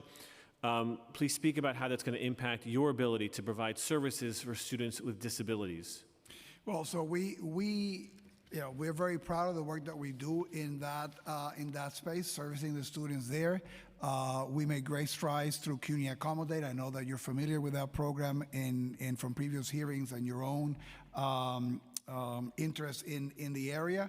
And the fact now that we have a system that is far more efficient and user-friendly for the students to be able to schedule support that they might need, and also means that we're going to have more demand for the individuals that provide the services that are being demanded there.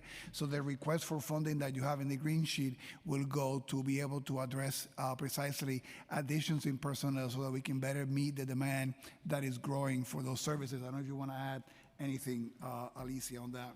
Yes. I do want to add that the Association of Higher Education Disability, the ratio, staff-student ratio recommendation is 1 to 130, and at CUNY it's 1 to over 200. And so to the Chancellor's point about staffing needs, at some of the campuses, there are greater staff needs for the support. We also are in need of the skilled assistive technology specialists. There are half of the campuses do not have somebody there to help the students with disabilities with the technological support, both to the students and to the faculty, on how to change and use the technology. For example, some of the assignments, how do you transfer them so that they're accessible to students? And so we have hired 2 people at CUNY Central to help try and support some of the campuses, but the demand far exceeds the ability to provide it. And I would say that all the positions are arguably related to Local Law 18. Tell me more about Local Law 18. I knew, and I came prepared this time. And up for upcoming meeting next week. That's right. To discuss this further. We have been in great conversations with the mayor's office about how do we provide that streamlined support of information from the high schools to CUNY to make sure we can proactively provide support for the students and connect them to the services necessary. So we're looking forward to the conversation next week. Yes, of course, the ultimate goal being streamlining. Local Law 18 was my legislation that did streamline the transition of students with disabilities from high school to college by allowing the electronic transference of the IEP and assessment data. But CUNY needs to be able to receive that data and then act upon that data. So this $2.1 million would be critical in providing students with disabilities who don't always declare they have a disability, don't always know how to or know where to go, or even if they do, don't always have access to their assessment data or their IEP data. It would significantly expand the way we are supporting students with disabilities at CUNY. Absolutely. CUNY Cares. The cost of CUNY Cares for fiscal 26 is $1.6 million. CUNY states they currently have $1.28 million allocated for this program. how do you plan on funding the entire $1.6 million for CUNY Cares? Well, I mean, if support from the council came, that'd be helpful in doing that. We didn't receive any funding in the state budget for that, so we will continue some of our efforts with philanthropic dollars to be able to meet the needs of that pilot. We've been fairly successful given some of the early results. So that's. Can you talk more about the early results? Because we haven't received data about the impact of this program. So we'll be happy to. I mean, I'm more familiar with, particularly, for example, something which I know is very dear to your heart is that we have data that in getting students recruited to Fair Fares program, right? And making sure that we maximize the people that qualify in that program, which has been a common interest of yours, that we have data that shows that the engagement of the student navigators means higher rates of students who are eligible are taking advantage of that. So we're seeing a lot more engagement of individuals in something like that, in additional requests for SNAP benefits, and I will be happy to share some of that preliminary data with you. I have some information since the fall of 2023. Thank you. CUNY Cares has had almost 20,000 interactions with Bronx students, assisting them and to gain services for those benefits that the chancellor addressed. So 20,000 interactions since then. Thank you. And if you could please share further data with the committee, that would be very important. CUNY Reconnect. It was created to focus on supporting adults returning to higher education to complete their degrees. In fiscal 25, CUNY Reconnect was funded at $5.9 million. In our preliminary budget response, we urged the administration to restore, enhance, and baseline CUNY Reconnect for $11.8 million in fiscal 2026. They didn't do that. How many students has CUNY Reconnect served to date? We have 47,000 students. And what is the limit to the number of students CUNY Reconnect can assist in any given year? I mean, well, that's a tough number to quantify, right? Because the needs, and particularly with that population, that is individuals who are coming with some college degree and needing to complete. So the advising is a key element in doing that. I don't know if we have do we have projections for that? But well, and another way to ask it is, what would additional funding allow you to do in CUNY Reconnect? How would that help our residents here in New York City? It would allow us to continue the outreach, to bring even more individuals to participate in the program. Remember, we also want to make sure that the folks that come are retained and they get to stay. A large majority of the students, which is typical of this population, are coming part-time, right? So you need to make sure that those students remain engaged, let's say for a longer period of time in the work that they do. They need additional support services. You know, Councilwoman Brewer was asking questions about daycare. Is something that we have learned with CUNY Reconnect, and that we have capacity in that has been very vital to the students there. So some of the services that would allow us to do more outreach and retain more students. Thank you. Chair Brandon? Okay, we have questions from Councilmember Brewer, followed by Salam. Thank you very much. The building that is at 450 West 41st Street, I don't know what is the future for that building. I know some people talked about it for affordable housing. I know who owned it before, which university, and now I guess it's under your development possibilities. So what's going to happen to that building? Are you referencing the MFA building? Is that what you're referencing? 450 West 41 I Street. think that's the one, yes. Well, right now, Councilwoman, we have an RFP out and to determine what potential uses could be in that space. I think it is, as part of our financial challenges that we were facing the university, the board had made a decision to sort of look at our real estate and see how we could monetize some of those real estate to try to bring additional resources to the university. And so right now, there is an RFP out, and we're determined to see what the marketplace sort of. Okay, is my opinion, I'm gonna say this bluntly, is that it should either be for affordable housing, dorms, I don't know if it's big enough for Gutman. I understand you always wanna monetize, I got it, but at the same time, we can't talk out of both sides of our mouth. We need affordable housing, we need dorms. So I would just suggest maybe you do a combination. But when you just say monetize, that says to me, screw the affordable housing, screw the dorms, and screw Gutman. So I just think you should be a little bit more understanding of what our real needs are. Are you looking at those? Of course. I mean, as trying to be a good partner in the city of New York, we always look at all those things. I mean, my So responsibility. does the RFP include the need for all of those things that I just I listed? think the RFP allows for any of those needs to be available. And in conversation with the local council person, They want affordable housing. in conversations, we stated that if he has folks that are interested in the site, that we will be more than happy, and we've done that, to provide them with the information. So we're open to whatever it is the marketplace will bring. All right, okay, thank you. Thank you, Council. Okay, questions from Councilmember Salam. Thank you, and good morning. I want to touch back on the adult and returning learners. Harlem has a sizable population of adults who started but never finished college. With zero funding allocated to CUNY Reconnect or CUNY Flex or for our part-time adult learners, in this plan, how does CUNY plan to re-engage Harlem's adult learners?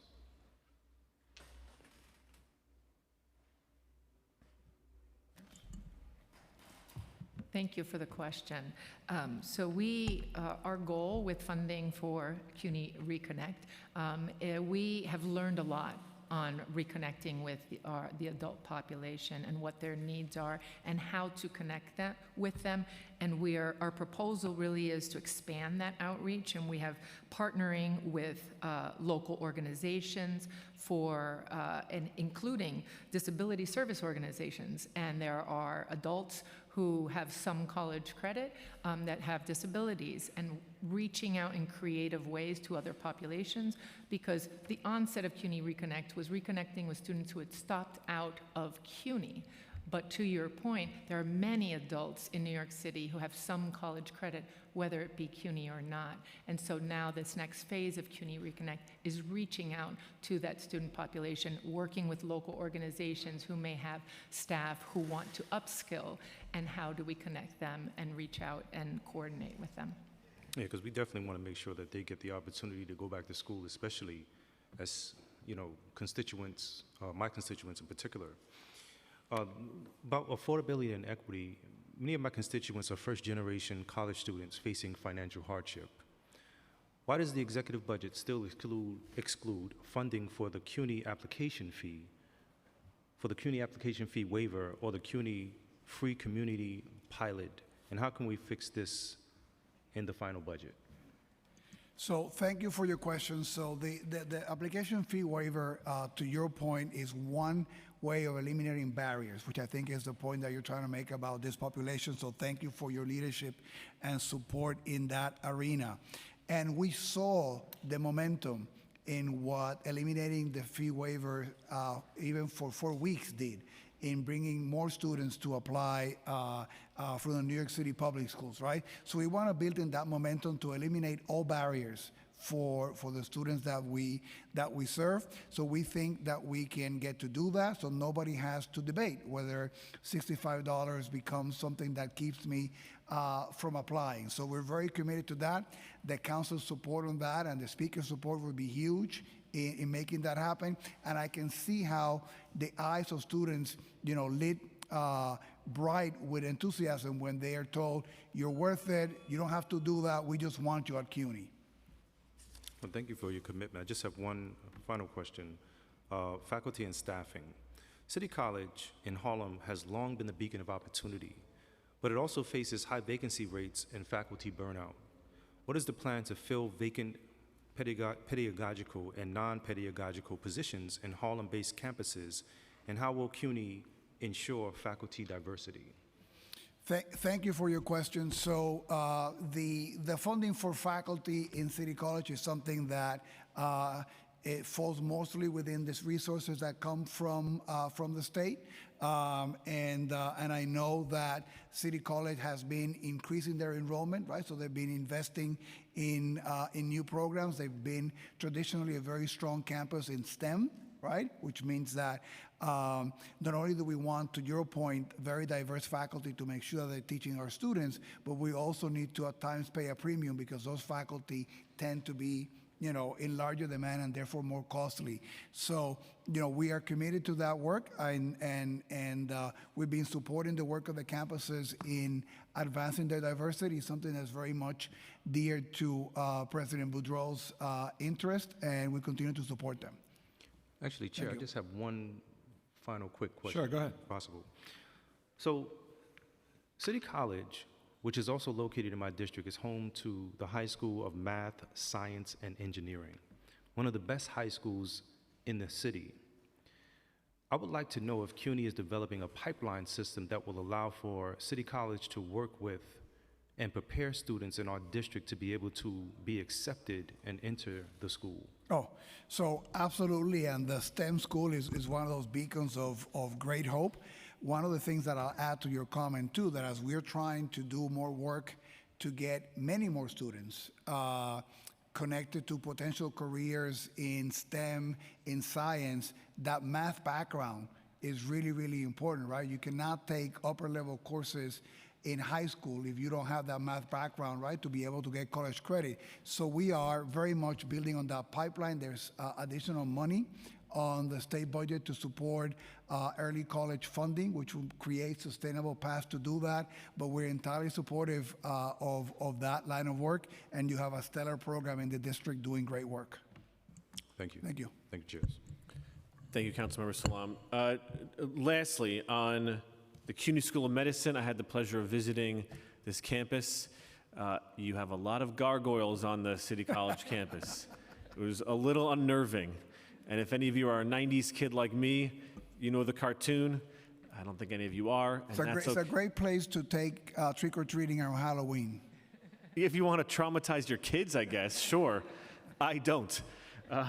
But one of their needs is their own building. It just became an independent school. It needs its own building and dorm. Can you please update the committee on the status of the CUNY School of Medicine acquiring a space, including a building and a dormitory? Well, so thank you for your visit, and the School of Medicine is a great institution, and we want to be fully supportive. We've been working in their transition to an independent school. That's what we've been more focused lately. The team under CEO Batista and Vice Chancellor Atala has done a preliminary study about how about the space needs that might be for an independent school in a building for the school. So we're beginning to have that conversation, hoping that we can attract some philanthropic dollars, given the uniqueness and the results of the mission. So we are working on that arena. Right now, we are working with the current allocation of space at CCNY. And so we're very, very committed to them. We got, again, $4 million in the state budget, which is not enough, right? But we begin to continue to make headway in that direction. And many of the students there are part of take advantage of the dorm that City College has on campus. In some of this attempt to get additional dollars, we'll be looking at potential to help the med school with some of those issues. But as of now, there's no location identified, anything like that? No, there's no location. I mean, obviously, we would love to find a site that would be entirely close to CCNY to keep the chemistry going, but that's, that'll be our next set of asks coming down the pipeline to you. Sure, although, and I'm not going to say this about Gutman because I don't want to get involved in any litigation, we do have room in the Bronx. Don't do that, Councilmember Brewer. You know, part of Manhattan's on the mainland, so maybe we can find some common ground. It's called Marble Hill. 41st Street. But just to clarify, there's no timeline for CUNY School of Medicine getting their Well, own the- the building? big- There's the- no, The beginning is to do an assessment of their space needs, right, and then sort of put that on the pipeline of the work that we have. So that's what we're doing now. I think I heard Councilmember Brewer just say the Bronx is fine. She's not protesting, so very good. Thank you, I'm good, thank you. Thank you. Okay, we've been joined also by Councilmember Brooks Powers, and I think with that, we're going to close it out. We appreciate your partnership and look forward to delivering a budget that delivers for CUNY. Thank you for your support. you. Thank you. Thank you. All right, we're going to take a short break, and then we're going to hear from the New York City Campaign Finance Board.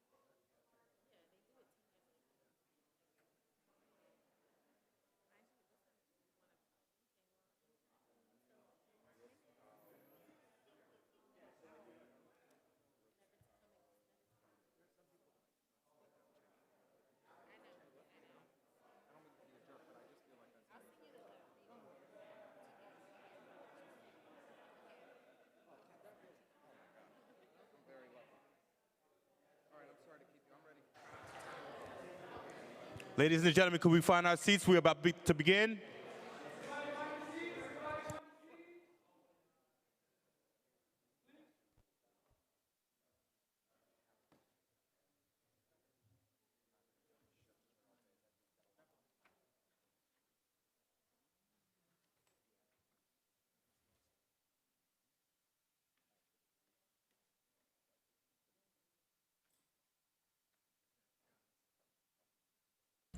Okay. Good afternoon. Welcome to the second part of our fourth day of FY26 executive budget hearings. We're now going to hear from the Campaign Finance Board. I am still Councilmember Justin Brannan, chairing the Committee on Finance, and I'm pleased to be joined by my good old friend, Councilmember Lincoln Ressler, who chairs the Committee on Governmental Operations. We've been joined by Councilmembers Williams, Brewer, departing Dinowitz, Councilmember Carr, Hanif, Brooks, Powers, and Moya. Welcome, Executive Director Paul Ryan and your team. Thank you for joining us today to answer our questions. As a reminder, this is a government proceeding and decorum shall be observed at all times. As such, members of the public shall remain silent at all times. We'll be taking public testimony after CFB testifies. So instead of holding one day at the end for all public testimony. So if you wish to speak on either CFB or CUNY, just make sure you fill out a witness slip with the Sergeant at Arms. On May 1st, 2025, the administration released the Executive Financial Plan for FY26 to 29 with a proposed FY26 budget of $115.1 billion. CFB's proposed FY26 budget of $109.5 million represents less than 1% of the administration's proposed FY26 budget in the executive plan. This is an increase of $98.1 million from the $13.4 million originally budgeted in the preliminary plan in January. This increase is a result of campaign match funding. As of March 2025, CFB has 39 vacancies relative to its FY25 budgeted headcount. My questions will largely focus on vacancies and oversight of public matching funds. I now want to turn it over to my co-chair for this hearing, Councilmember Ressler, to give his opening statement. Thank you very much, Chair Brannan, and I just want to take a moment to say that we are very fortunate in this council to have your leadership of the Finance Committee. And we've also been joined by Councilmember Yusuf Salaam.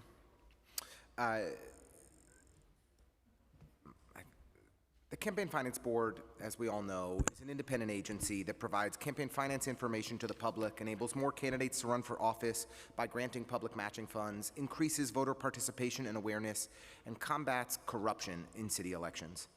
As an independent agency, the CFB sets its own budget, and the full proposed budget is included only in the executive plan, so this is our first and primary opportunity to discuss the needs of the agency. Today, we look forward to discussing the CFB's operations, staffing at the department, the new needs in the executive plan, CFB's work to increase voter engagement, as well as the board's efforts to enforce compliance with our campaign finance laws and ensure New Yorkers remain confident in the administration of public matching funds. The majority of CFB's budget in a competitive election year is public matching funds at $82.6 million in FY25. Matching funds are over 50% of the CFB's budget. NYC, New York City, has the biggest public matching funds program in the country, which creates a more equitable landscape and gives candidates from all backgrounds the chance to run for office. Indeed, our renowned matching fund system is a key contributor to this being the most diverse city council in our city's history. As the steward of these funds, CFB has an enormous responsibility in ensuring that they are not misused or abused. Existing regulations have reduced the influence of large, well-heeled donors, but it's clear that more rigorous accountability is needed to close loopholes and prevent candidates from misusing public funds. Unfortunately, in 2021, we saw a campaign receive $10 million in matching funds despite flagrantly ignoring the rules and exploiting every possible loophole. Now, as we approach, that's in reference to Mayor Adams, now, as we approach, in case it wasn't painfully obvious. Now, as we approach a competitive 2025 primary, we are again seeing troubling signs of campaigns, including the frontrunner for mayor, acting as if they are above the law. The Cuomo for Mayor campaign has reportedly benefited from at least 3 undisclosed bundlers who are lobbyists. And despite CFB rules that contributions solicited by lobbyists are ineligible for matching funds, the fundraising pages shared, including language about the CFB matching funds program. The campaign, and it will be noted that it's been reported that when the campaign engaged those lobbyists, when the lobbyists engaged the campaign and were advised that their contributions that they raised were not eligible for matching funds, the campaign encouraged them to find somebody else to be listed as the intermediary. The campaign has also failed to report a single intermediary until it was questioned by the press, ignored multiple warnings by the CFB on its failure to properly solicit donations for matching funds, and even after being fined for illegally coordinating with the Fix the City PAC around an ad buy, it was revealed that the ad cost nearly double the original fine. This is about the CFB protecting its reputation and integrity by doing its job and holding the Cuomo campaign accountable, and any other campaign accountable that breaks the rules. It is imperative that we identify these issues before public funds are dispersed and not in an audit or investigation 2 years after the fact. We cannot put the genie back in the bottle after Election Day. With great public investment comes a serious and urgent obligation to ensure that funds are not used improperly. I have great respect for the CFB team, from Mr. Ryan to all the employees who work diligently to administer our complex campaign finance system. And part of our responsibility at the Governmental Operations Committee is advocating for the CFB to have the necessary resources to operate effectively. I look forward to discussing today how we can work together to ensure the CFB remains a national model moving forward. I'd just like to thank the committee staff that worked on this, especially Julia Haramis, the Senior Legislative Counsel, who does a phenomenal job, our committee counsel, Jay Srikanapathy, and Legislative Policy Analyst, Erica Cohen, and I'd really like to thank my team, who is superb, Neve Mooney, our Communications Director, and Molly Haley, our Chief of Staff. With that, I'll turn it over to Committee Counsel to swear in Mr. Ryan. Thank you, Chair. I want to also thank the Council Finance Division staff for their efforts preparing for these hearings. Kudos again to Julia Haramis for today's hearing. And now I'm going to turn it over to Brian Sarfo, Committee Counsel, to swear us in and get us going. Good afternoon. Do you affirm to tell the truth, the whole truth, and nothing but the truth before this committee and to respond honestly to council member questions? Executive Director Ryan? I do. And Deputy Melillo? I do. Thank you. Good afternoon, Chair Brannan, Chair Ressler, and members of the Committees on Finance and Governmental Operations, State and Federal Legislation. My name is Paul Seamus Ryan. I am Executive Director of the New York City Campaign Finance Board. I'm joined today by Amanda Melillo, First Deputy Executive Director. Thank you for the opportunity to testify regarding the executive budget for fiscal year 2026, which I am proud to share as the first budget developed under my leadership. We look forward to answering any questions you may have. Fiscal year 2025 represented the biggest year in the four-year election cycle as it covers the November 2024 presidential election and the June 2025 citywide primary. Presidential elections are consistently the highest turnout elections in New York City, with around 60% of the electorate participating, which increases voter demand for our services. In the agency's 7-year strategic plan, adopted early in FY25 as one of my first priorities as executive director, we articulated a strategy to leverage high interest in the presidential year to spread awareness about NYC Votes, the Campaign Finance Board's voter education and engagement initiative, and build our audience so we can engage and encourage New Yorkers to participate in citywide elections. In FY25, the CFB delivered on its mission to inform New Yorkers and engage them in elections during a high-intensity, high-visibility election year. Years ago, we collaborated closely with the City Council on passage of Local Law 30 of 2017, a pivotal piece of legislation that significantly expanded and formalized our language access practice. FY25 saw the publishing of the agency's first language access implementation plan and the translation of key resources into 13 languages other than English. We set a new standard for accessibility at public events, developing internal expertise and securing vendor support to provide American Sign Language, live captioning, in-language interpretation, and more. We further enhanced our groundbreaking youth leadership programming with an outstanding cohort of 16 youth ambassadors in 2024. The partnerships team held more than 400 events in our priority neighborhoods throughout 2024. We also scaled our outreach, sending millions of texts, kept in touch with thousands of New Yorkers regularly by email, and for the first time, we supplemented our on-the-ground outreach work with a paid canvassing operation. This outreach resulted in collecting and mailing more than 7,000 pledge cards to voters we spoke to in person and another 15,000 pledges we collected online for the 2024 general election alone. Looking ahead, the CFB's FY26 executive budget of $109,460,239 reflects a total decrease of $44,953,597 compared to the FY25 current modified budget of $154,413,836. The bulk of the budget decrease comprises a decrease of $60,400,000 in the election funding unit of appropriation, which totals $22,200,000 in FY26, compared to $82,600,000 in FY25. This encompasses the cost of public funds for the general election to be held on November 4th, 2025, and the potential for a special election in FY26. There is no primary election for covered offices scheduled to be held in FY26. The primary election held on June 24th, 2025, falls in FY25. The breakdown in each unit of appropriation is as follows: $59,863,829 for other than personal services, and $27,396,410 for personal services. FY26 will continue to be shaped by our 7-year strategic plan that will target improvements across the agency to meet ambitious North Star goals for 2030, including faster audit completion, higher satisfaction among candidates and voters, increased civic participation, and stronger staff engagement. The CFB remains committed to filling its charter-mandated responsibilities with transparency, efficiency, and equity. During FY26, the implementation of the CFB's new 7-year strategic plan, which takes the agency through the 2029 citywide election cycle, will continue in earnest and translate the strategic plan goals into programmatic changes.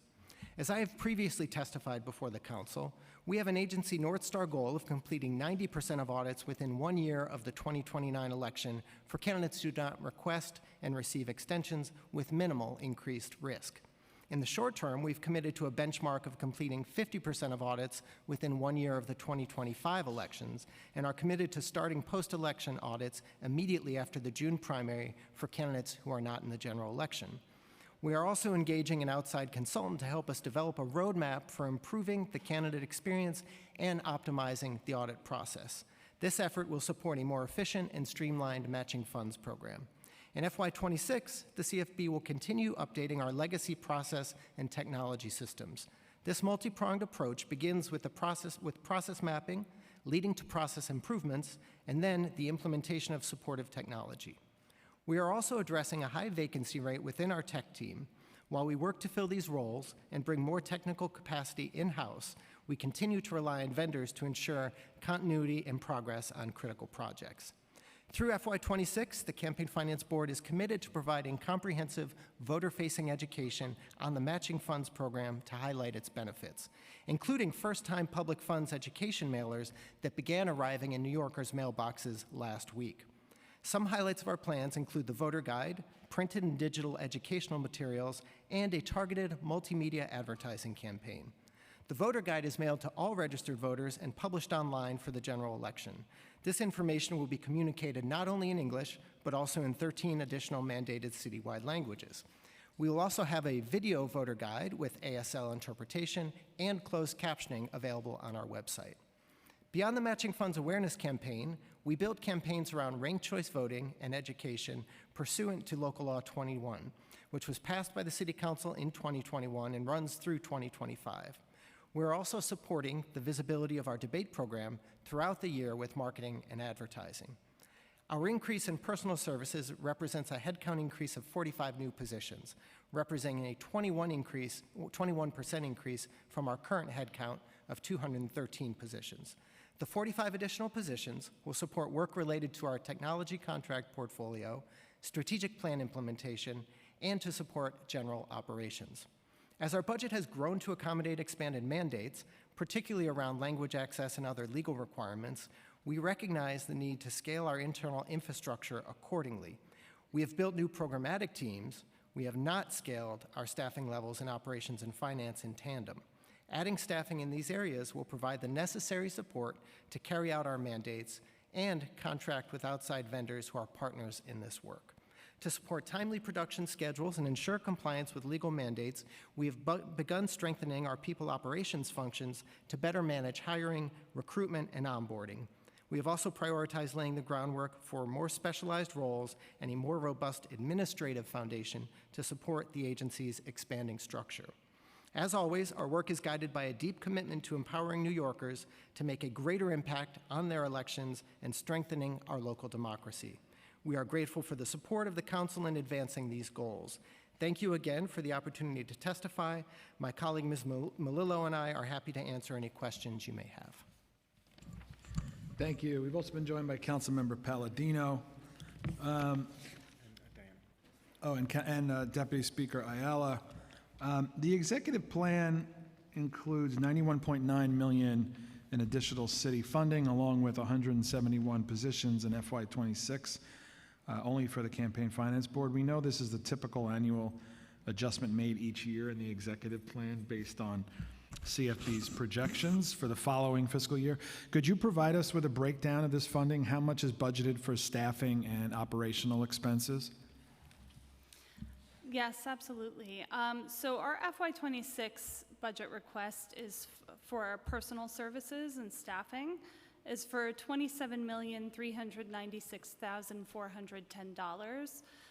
That request is for 258 budgeted positions and headcount. Our OTPS request for everything other than personal services is $59,863,829. And finally, our election fund, and that covers our public matching funds, budget request is $22,200,000. Okay, and so how much is budgeted for public matching fund for campaigns next fiscal year?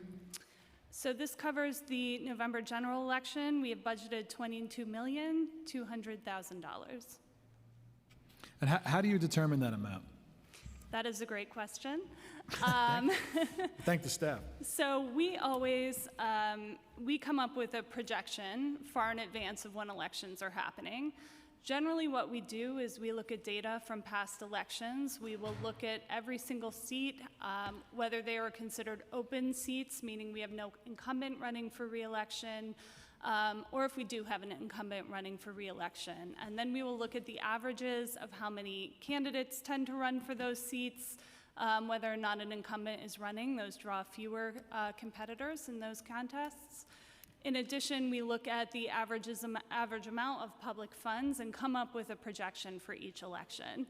What I will tell you, the challenge of coming up with that projection is each election cycle has been very different, and there have been a lot of changes in the intervening years. So for example, we came up with a projection for the 2021 citywide election, and what we couldn't factor in at the time was ranked choice voting, which does draw a lot more candidates in every single race. So when we were looking at, first of all, the entire 2025 citywide election, we came in with a number of assumptions, and I think it's fair to say that those assumptions were upended as the election cycle proceeded. So generally, we would look at especially citywide races that tend to drive costs. And in a typical election, you would see when you have incumbents running for re-election that they will draw fewer competitors and that we will end up paying out fewer matching funds in those races. I think that we changed our projection mid-year, and this was due to the fact that the top of the ticket was drawing far more in competition than we would have anticipated, absent some of the circumstances that were happening this election year. And because the top of the ticket was drawing so much more competition, we also saw a lot of movement in down ballot races as well. So because the mayoral contest was more competitive and people were thinking of leaving the seats that they had to run for higher office, we saw that happening all the way down the ballot to comptroller race, to city council races, and we had amended our projection for the June primary. So I'm happy to get you more detailed stats after this hearing. I do not have them at this time, but that's generally how we would project our public funds. And what types of operational expenditures are included in the funding added? Were there any new positions or new expenditures added for FY26? Yes, would you like to talk about headcount or other than headcount? I guess start with headcount. Okay. What's your total headcount right now? So we are budgeted at 213 for headcount, 215? 213. And what are you at, 171? I believe we're 175 as of today. Okay. It shifts from week to week, depending on our new hires. Okay. So I'll talk about the positions that we've requested adding. First of all, I'll talk about a division that I started as part of my new role that I took on in September. I am forming a strategy, products, and innovation division to drive our strategic plan and innovation across the agency. So I will claim credit for having the biggest staffing request because I'm starting from building that division from the ground up. I requested 15 positions to build 2 new teams. One is a new product strategy team.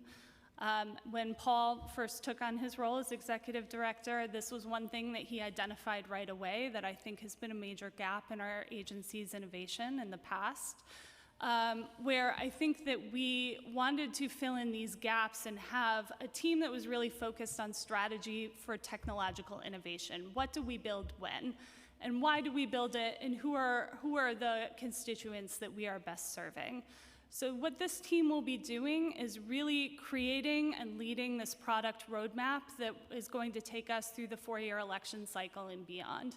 As is the case with many government agencies, we have a lot of legacy technology that we have to rapidly overhaul, and technology is changing every day.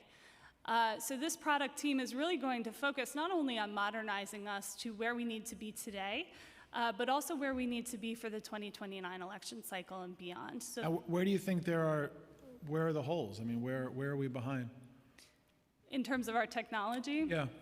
I would say it's a mix right now. I think for a long time, the agency pursued a strategy of building a lot of our technology in-house. So it's heavily customized code, and that's just not the direction that a lot of the technology field is moving towards. So one of the major shifts that we've made in the past couple of years is to really start to work with, one, taking off-the-shelf products and customizing them rather than building from scratch. That enables us to customize for our needs, but actually sort of like get to market faster, to adopt that terminology for a moment. I'm going to use an example of something that we deployed recently, which is Salesforce, which we have started using for all of our external communications. In years past, our team might have looked at replicating that in-house, and that's just not how any agency does business anymore. So one of the things that we have done is started exploring off-the-shelf solutions, particularly with low-code, no-code applications. I think a really good example, we're on the cusp of launching a new application for cutting public funds payments. Right now, we are making those payments out of our legacy system, which is known as KIFIS. This application that we're using now requires a lot less coding in the back end and a lot less customization, and it's just much easier to build applications faster. So these are the sorts of things we're looking for, and particularly what is our strategy for when we engage with outside consultants who have in-house expertise and can build technology faster, versus what do we use our in-house team for in terms of maintenance and continued enhancements. So that is one thing I'd say. Another major change that we have made within the past year, actually, is that we have moved our data set. We have a very complex data set, as I'm sure anyone who's ever had to file a disclosure statement can attest to. Our in-house database, for as long as I've been at the agency, which is over 10 years now, has been housed on premises, literally in a server room in our agency. This is also not how people do business anymore. So one of the things that we did was took our data set and moved it to the cloud so that our data is now in a data lake in Azure, and that will enable us to build applications on top faster. So this is the back-end work and some of the strategy work that has already taken place so that we can start to build things for candidates, for campaigns, for modernizing our audit process on the back end that will just, I think, be an end-to-end improvement in how we do customer service. So that's really where we're looking to invest in the upcoming year. So I have a question, I guess, that sort of dovetails with the migrating to the cloud, which is great. CFB doesn't have a capital budget, but some of the operational costs CFB has incurred in the past and is budgeting for in the coming year are capitally eligible. So have you considered ways you can access capital? I'm assuming you were able to move to the cloud because you used expense funding instead of, because isn't the city is very reluctant to spend capital money on the cloud?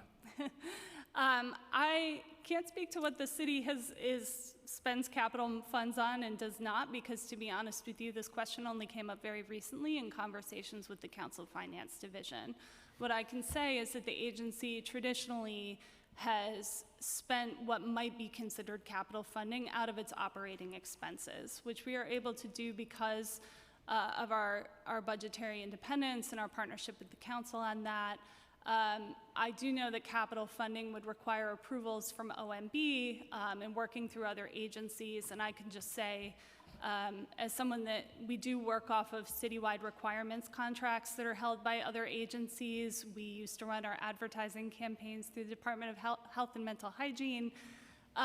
Generally, when we can procure our services directly, that enables us to do the work much faster than when we have to work through another. And have you had conversations with OMB regarding capital funding? Interestingly, as far as I know, this has not come up with OMB. They have just always had us, we have always worked to fund these things out of our operating budget. Okay. Just have a few more. When comparing the funding added in the executive plan for FY26, there's some differences when compared to the budget for FY25 that we just wanted to get some more clarity on. Sure. In FY26, CFB budgeted $22.2 million for public matching funds, dropping 73.1% from 82.6 in FY25. Could you tell us why is the budget for FY26 so much lower than the FY25 budget? Absolutely, great question. So the election year itself and the calendar year is split between 2 fiscal years. So the June primary is covered in FY 2025, and the November general election is covered in FY 2026. Historically, we have spent far more in funds during the June primary, where we have a lot more competition across races and where the party primaries draw a lot more candidates in each race. So we have traditionally paid out far more in public funds in June than we do in November in the primary as opposed to the general. Anything that is unused for the June primary this year would be rolled over to cover the general election.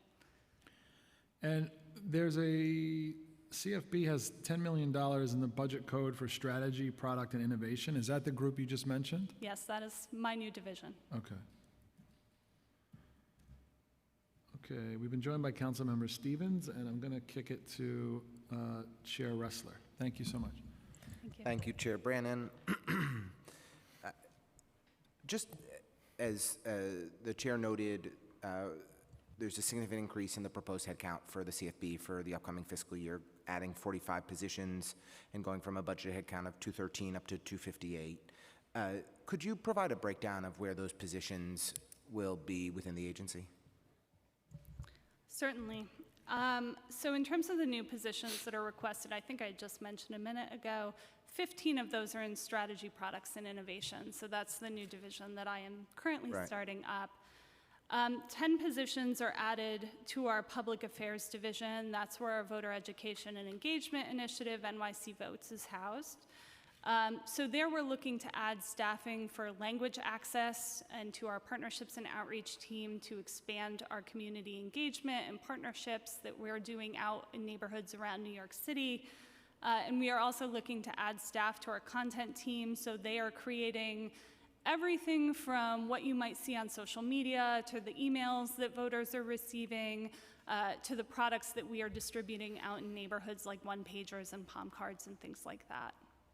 So 15 in the strategy and product division, the new division you mentioned, 10 in the public affairs division. And then 8 requests in our technology division. I'll just make a note that since this budget was submitted, our chief technology officer departed the agency in March, and we actually folded technology into strategy, products, and innovation. So right now I am taking a look at this part of the budget. and how we can allocate our headcount to best achieve our strategy and what we think we need to do in terms of building new products. Okay. I'll just very quickly, in addition to that, we added 6 in operations and finance, as Executive Director Ryan mentioned in his testimony. That is to expand our infrastructure and really to support contracting and budget that have expanded as our agency has taken on new mandates over the years. And then finally, we are adding 4 to our people operations team to support recruitment, onboarding, learning and development for all of these positions. Okay. So as you can imagine, you have a group of people who have been through the campaign finance system and the auditing process, and I think have been pleased that Executive Director Ryan has made improving and streamlining the audit process a priority since joining the CFB. But are any of those 45 staff going to support audit operations and to streamline those efforts further? So I'll say that many of those staff are supporting audit operations. I would hope that the entire strategy, products, and innovation division and tech team are meant to support audit operations. Okay. One of the things we took a look at this year was really our headcount. What we've tried in the past is adding more auditors. And I think a lot of times we have found this, and we have also read about how this is true in other government agencies with processes like ours. Adding more staff does not necessarily speed a process. Sometimes you just have to look at the process. So that is really what I have been partnering with our audit division in doing, is looking at our process, looking at what are the improvements that we can make at the same time that we are looking to build new tools to help to streamline these things on the back end to help our staff who are here. Okay. I appreciate the goal of completing 90% of the audits within a year of the primary election that we're about to hold. Could you just share an update with us on the status of audits from the 21 and 23 cycles? Yeah, I'm happy to do so. I'll also make one more note about staffing on that team, which is that our active headcount right now is 52. We're heading to a 2026 headcount of 61, so we will be adding 9 new staff to the audit team in the coming months. So we have some vacancies. Vacancies, presently. right. The budgeted headcount increased from 60 to 61, is that right? Correct. So we go from active of 52 presently to budgeted headcount of 20 for 2025 of 60. We're adding 1 to 61, but those will be 9 new hires in the coming months, 6 months to a year. In terms of the current status, we have sent out 27 final audit reports in the last 30 days. That's the good news. We are working through the backlog from 2021 and 2023. Right now, we have distributed draft audit reports almost 100%. We're at, I think, 97% of draft audit reports, which, as you know from conversations I've had with you in prior hearings, most of the audit work actually takes place in the lead up to the production of the draft audit report. The stages that happen after the draft audit report, a draft audit report response that comes from the campaign is analyzed by our auditors and then referred to legal, and they take things over the finish line in collaboration with our auditors by disposing of the audit in a variety of different ways, including payment or repayment notices, closeout letters, issuance of final audit reports, or enforcement notices, issuance of enforcement notices. Right now for 2021, we have completed 43% of our audits, 186 out of 431 campaigns. But again, we're between 97+% have gotten their draft audit reports, so we're taking the rest over the finish line, but 43% have crossed the finish line. For 2023, we have issued draft audit reports in 56 out of 99 campaigns, and we have completed 20 audits so far from 2023. Okay. So if I have my numbers right, we've got a 57% or nearly 250 audits from 2021 that are not yet completed, and about 80% of the 2023 audits are not yet completed. Correct. And any timeline you can share for when you expect to complete the preponderance of those audits? Right now, most of these matters from 2021 and a handful from 2023 are with our legal team. That's another area where, in my first year on the job, I've identified along with our general counsel. It was a interim position, a temporary position. When I onboarded with the agency, we now have a permanent general counsel, Joseph Gallagher, who has begun adding staff to his team. He's added 3 lawyers within the past year, has a vacancy that he will be filling in the coming months to expand capacity specifically to work through what is a sizable enforcement backlog.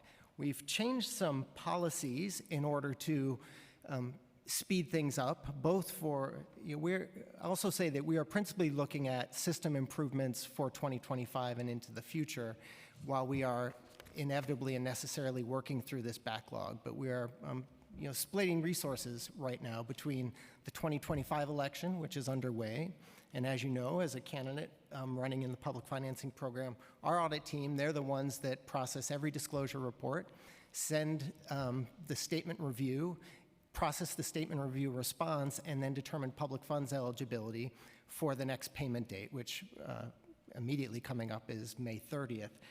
So this is, it's tough to get through. It's tough to make progress. You're looking for windows among auditors and the legal team between the active engagement with the 2025 election work to administer the public financing program. So I don't have a date certain, but I will tell you we have plans, concrete plans that are presently being implemented to speed these things up. One of the reasons, for example, for these backlogs that we've discussed in the past are that going back to 2021, the agency began granting extension requests very liberally to candidates, and candidates routinely asked for both many extensions and long extensions. They were granted upon request. We've changed that policy. In October of last year, we've implemented a new policy of strict limits on extensions for candidates at every stage of the audit and enforcement process. Can I ask a question on that in particular? The Eric Adams campaign from 2021, I'm just trying to understand the status of that audit. My understanding was that the CFB, that you'd previously noted that the Adams campaign was not being granted any additional extensions, but last week the board granted the campaign yet another 2-week extension in response to the request for additional records. What happened there? Is that the last extension that the Adams campaign is going to be granted? Are we ever going to, does the board require any evidence of good faith efforts to comply before granting an extension like this? They've received so many extensions, and we've been eagerly trying to get to the bottom of what's going on. So I want to make 2 things clear. One is that this new policy with strict limits on extensions applies for candidates running in 2025 and into the future. Okay. In large part because we thought it unfair to change the rules of the game for candidates midstream to treat some candidates differently than others. The other thing I want to make clear is I'm not at liberty to discuss any specific candidates with ongoing audits or investigations or enforcement matters before the board. Right. It's just when we're looking at an issue 4 years later and trying and potentially instilling accountability to seek the campaign to reimburse the city for millions of dollars of inappropriately spent taxpayer dollars, it just feels totally unrealistic because they don't have millions of dollars to spend to pay back the city, and it just underscores the need for rigorous enforcement in real time in the election cycle, which is where I want to shift a few of my questions. And I'll just do a couple topics now and then shift it to colleagues and come back for more if time allows. Just want to start with intermediaries. Earlier this cycle, the CFB implemented a new policy requiring a response to suspected intermediary reports and withholding of matching funds if donations are suspected to be linked to an intermediary that goes unreported.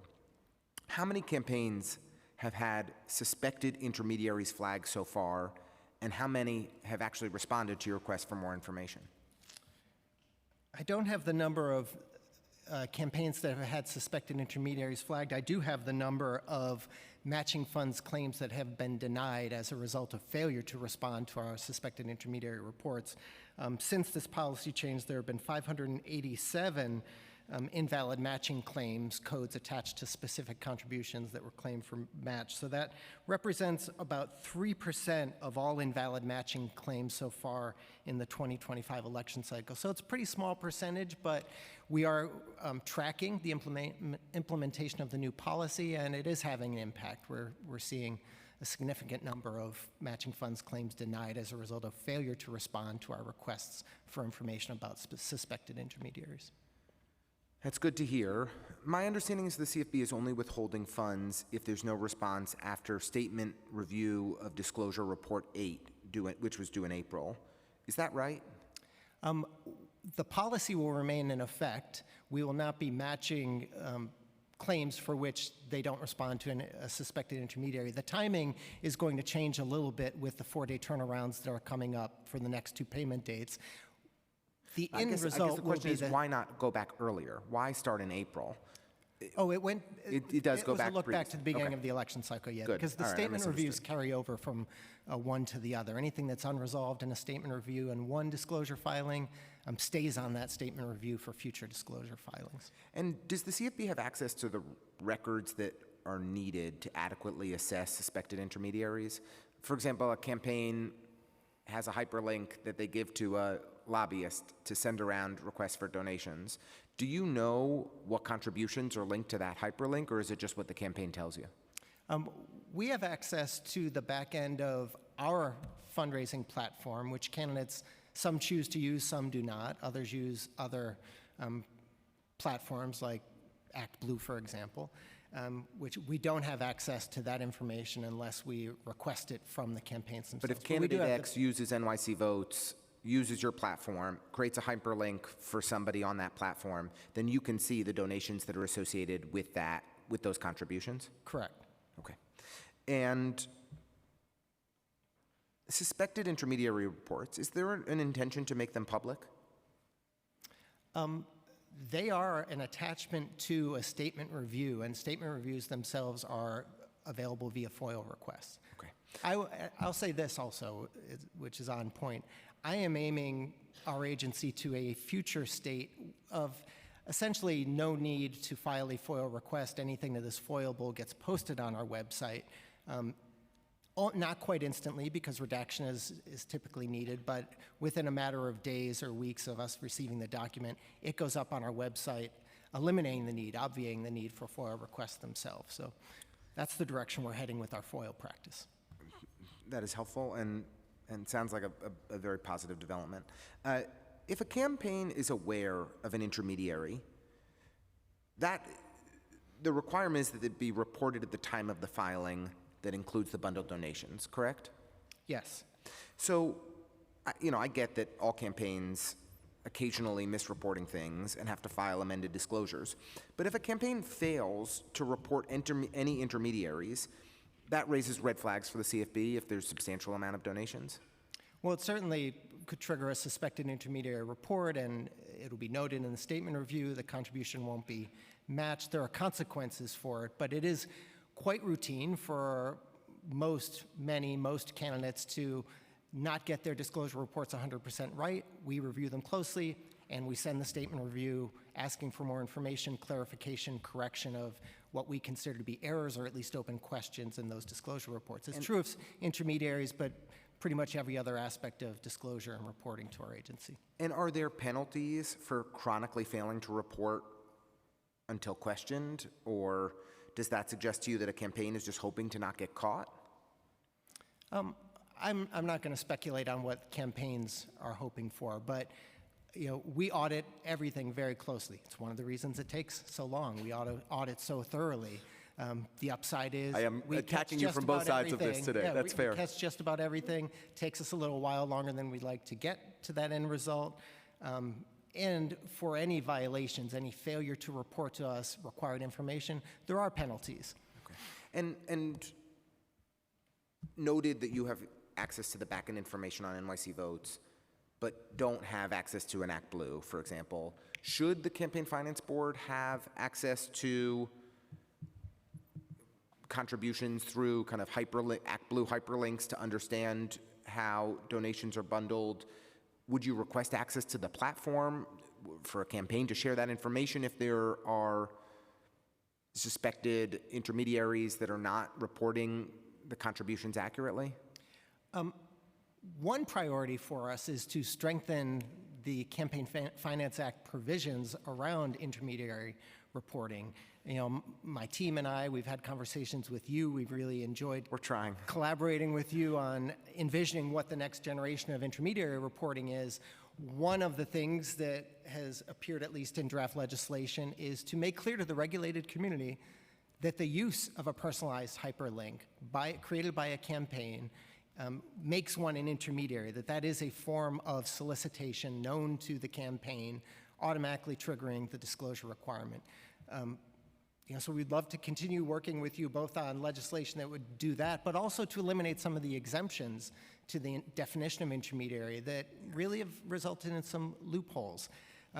We can get access, we have subpoena power. To answer your question more directly, can we require sharing with us information by ActBlue? One way or the other, I think we can get to that information. We can request virtually anything we want and need from campaigns themselves as a criteria, including as a criteria to be eligible for public funds. We also have subpoena power to go to outside vendors, but I think our preference would be to just create a more robust, more effective intermediary disclosure regime, and some changes in the Campaign Finance Act are necessary to accomplish that. We certainly are doing our best to push that through and appreciate your partnership on it. Contributions bundled by individuals who are lobbyists or appear on the Doing Business data list, as we all know, are not matched.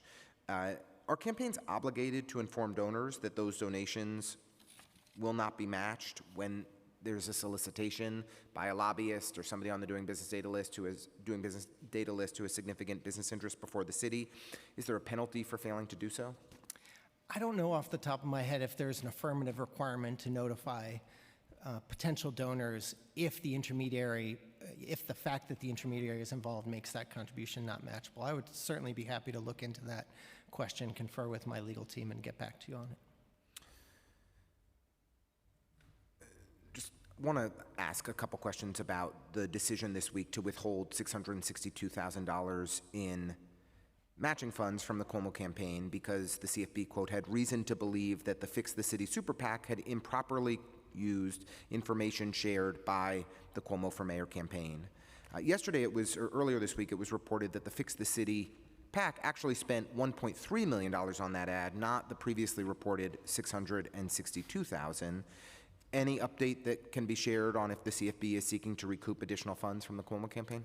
I am not at liberty to discuss any investigations or enforcement matters that are currently underway, so I can't comment on that.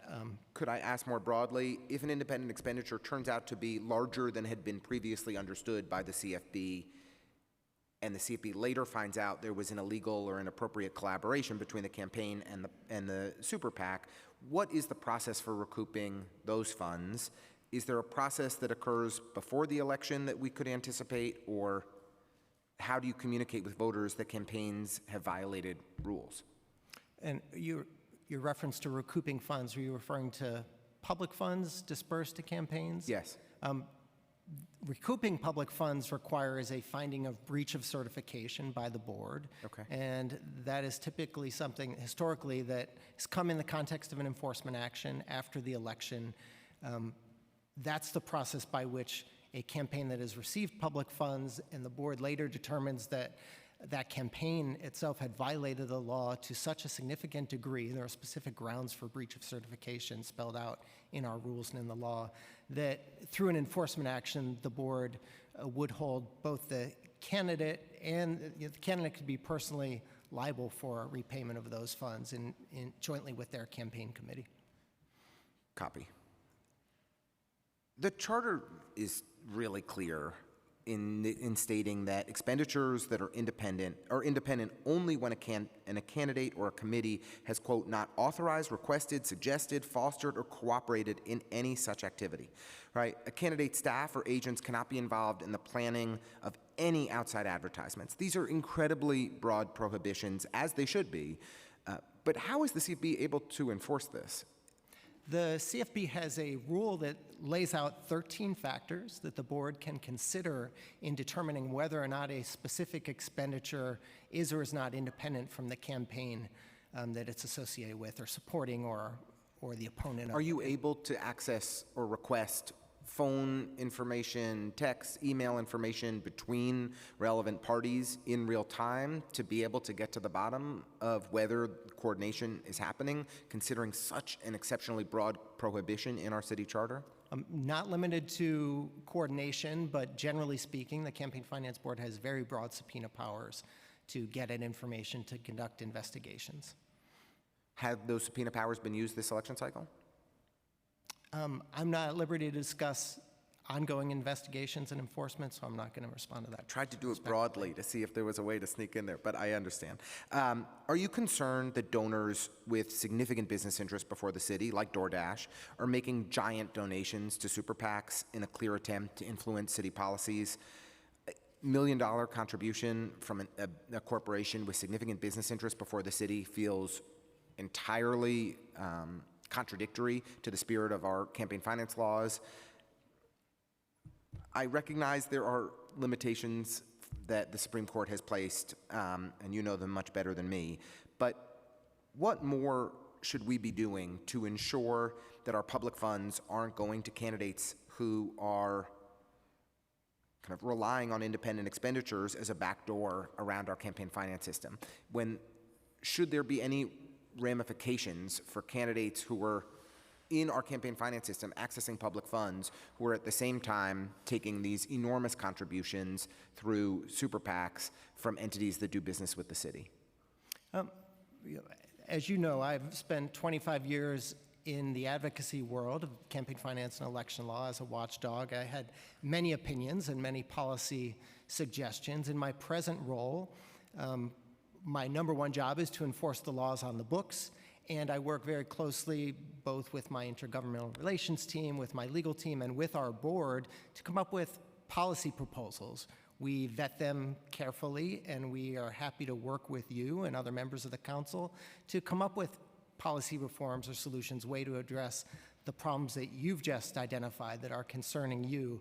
I'm not at liberty today to voice my own personal opinions about where policy development should go, but I am happy to do so in my professional capacity in partnership with my team and my board and you and other council members. Well, we look forward to continuing that conversation very much. I'm alarmed by, how things have been going this election cycle. I'll just do one more topic.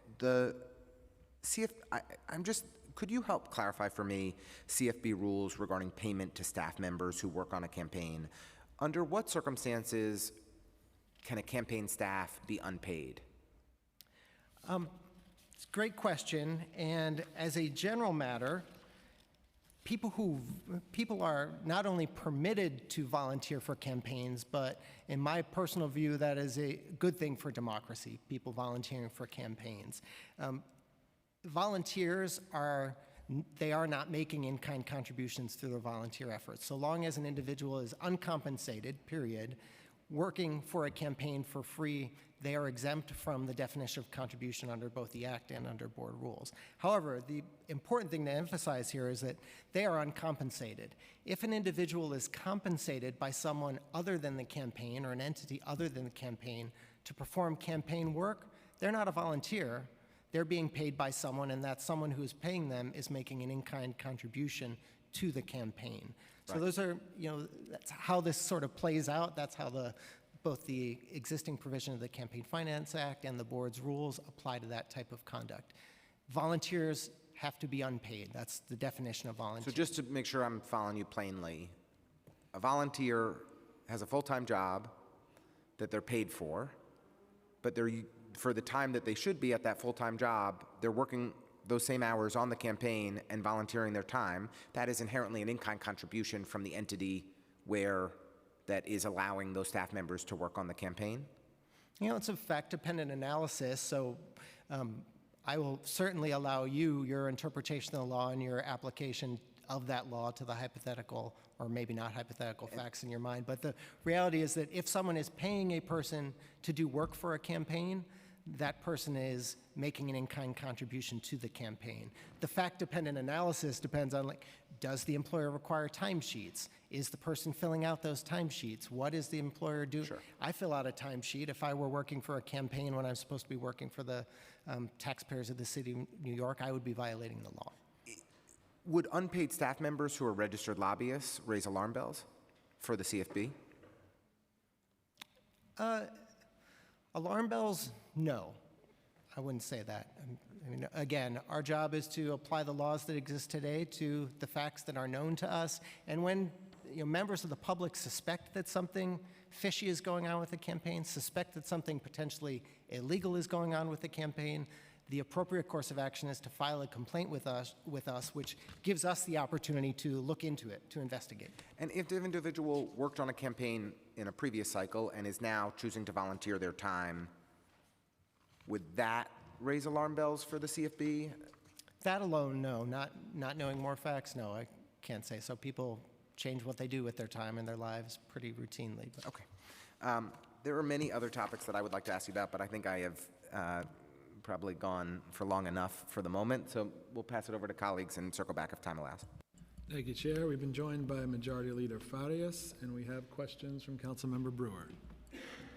Thank you. Picking up on Chair Ressler's question. So if somebody works for the city, like a city job, and they're volunteering for the campaign, but it's a substantial job in the campaign, is that legal? It always seemed to me kind of strange. You're working for the city, you get a city paycheck, and you have a fairly substantial role in the campaign. I think we are now, at least in part, perhaps in the realm of the Conflicts of Interest Board, not my area of expertise or my agency, in terms of any restrictions on specific types of employees doing any sort of partisan work. But setting that aside and sticking to the campaign finance law application, again, the rule is if you are actually being paid by someone or an entity, by an employer to work for a campaign, and I'm talking literally the hours that you're volunteering, you're knocking on doors for the campaign, if you're on the clock for an employer, that employer is making an in-kind contribution to the campaign. Okay. But if you're working for the city, I don't know if that would be an in-kind campaign contribution? It would be, and it just because, and it would still be subject to amounts. This New York City, I suspect that the individual who's engaging in that conduct has bigger problems, perhaps even than the city would as an illegal contributor to a campaign. Okay. That employee is probably going to have problems with the Conflict of Interest Board for city time violations. But by the books, yes, if someone says that they're volunteering for a campaign, but they're not actually a volunteer, they're being paid, an in-kind contribution is being made to the campaign. All right, thank you. Second, we're very supportive of doing more voter education at Rikers Island. And so I'm just wondering, we've been trying to get a polling place. We learned that's not possible because people are registered in their home location, blah, blah, blah. But what can we do with some of your outreach workers to help? I know Legal Services has been trying. When you got, I'm making this up, 80% of your individuals there are not sentenced. They're all eligible to vote. But I believe, if I memory is correct, I think 410 out of so much effort either almost voted or did vote. And so that's a very small number out of, close to 5,000. So I'm wondering how we can do more to help get them registered and voting at Rikers. Yes, that's a great question. First, I will start by saying that we do have staff from our partnerships and outreach team that routinely work with a coalition of organizations and government agencies to increase participation and engagement at Rikers to make sure that people are registering, getting their absentee How many ballots. people are you assigned there? We have one full-time staff member assigned there, and then we routinely coordinate with other city agencies, with the Department of Correction, and with the Board of Elections as well. The Board of Elections is also represented in those calls. I would say a few things about Rikers. We do our best to get voter education materials there. The detainees have very specific needs because they can't receive an internet connection, so we often will customize materials so that you don't need an internet connection, particularly in elections where we are only publishing a voter guide online, but we do distribute materials there. I would also say that's highly dependent on the Department of Correction to be able to carry out. And what I would say as a general rule is that, I think the staffing there really try their best, but this is not their primary mandate. So this is really sometimes a tricky area because I think they try to be good partners and we're all doing our best, but there's always more that can be done. One other note I would have is the Department of Correction is a local law 29 agency. They are required to offer voter registration as part of their frontline services. We are required to give trainings to local law 29 agencies. The Department of Correction also has additional requirements that the council passed and included in the city charter about the information that they have to give to detainees. So we're always happy to work with you in particular on different ways that we can increase that education, because I think a lot of times the power of the mandate goes very far. Yeah, it's good that you're doing all that. It's still very, very difficult. It is. And I'm going to say that we need to put extra effort into it. I would like to see more. We can talk further offline.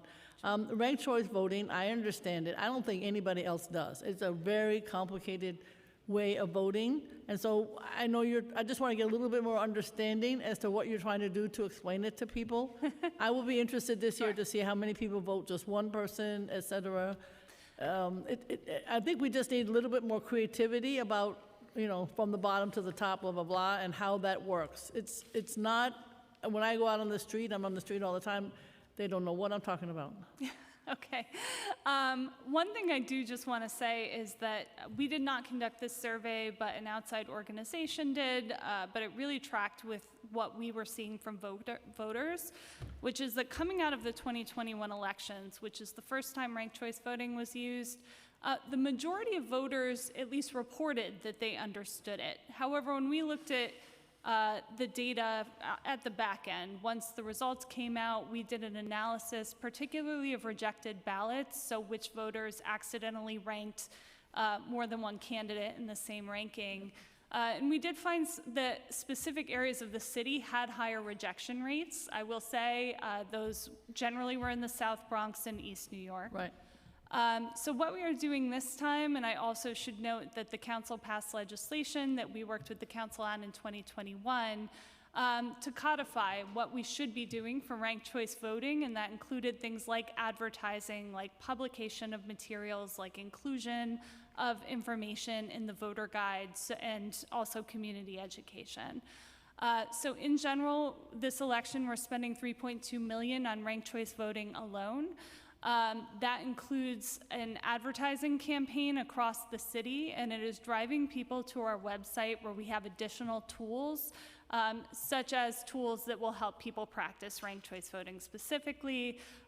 We have explainer videos on that website. We also publish and distribute to now hundreds of locations, thousands of pieces of literature that we have one-pagers and palm cards explaining ranked choice voting as well.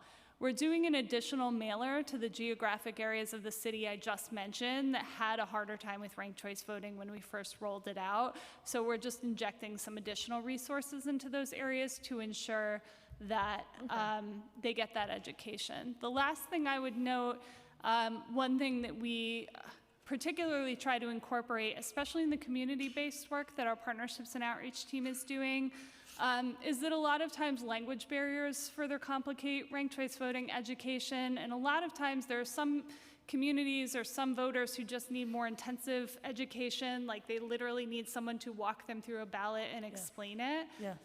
So those are the sorts of things we try to incorporate into our programming as well. Okay, And I mean, it sounds good. I mean, lots of people don't go to the website, lots of people don't do anything online, so you got all of those issues to deal with also. Yes, we're trying to reach voters where they are, and we know that different voters have different platforms where they're getting their information, and we're trying to take a multi-pronged approach. Okay, I assume you're using WhatsApp and you're using some of those other opportunities also? Yes. Okay.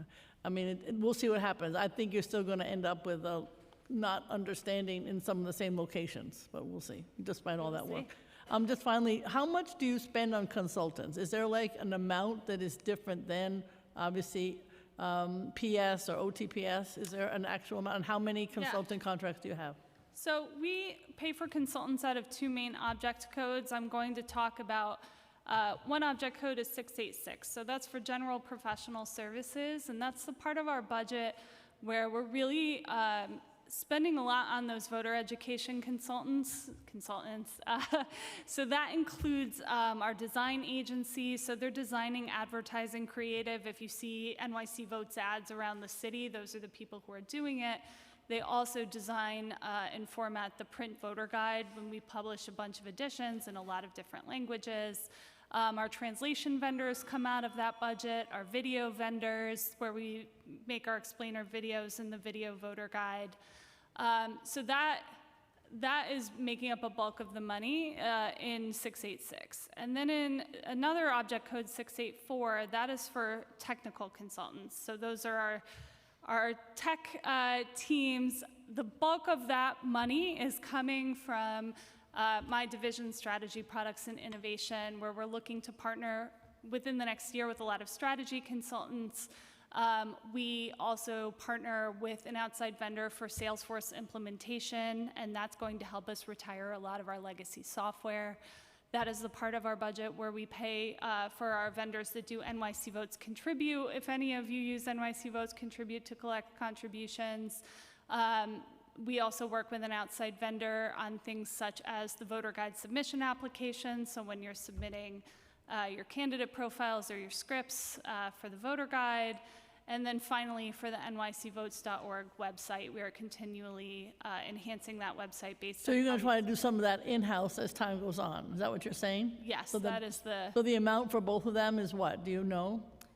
Yes, so overall, of course, now I don't have the overall number easily in front of me, but I would say for 686, that is $11,365,000. And for technology services, that is $16,965,000. Thank you very much. And just finally, Logan Gonzalez is wonderful. Just want to add that. Thank you very much. Thank you. Okay, we have questions now from Majority Leader Farias, followed by Stevens. Thank you, folks. Thank you, chairs. Just a couple quick questions that are kind of around the same realm of voter engagement and accessibility.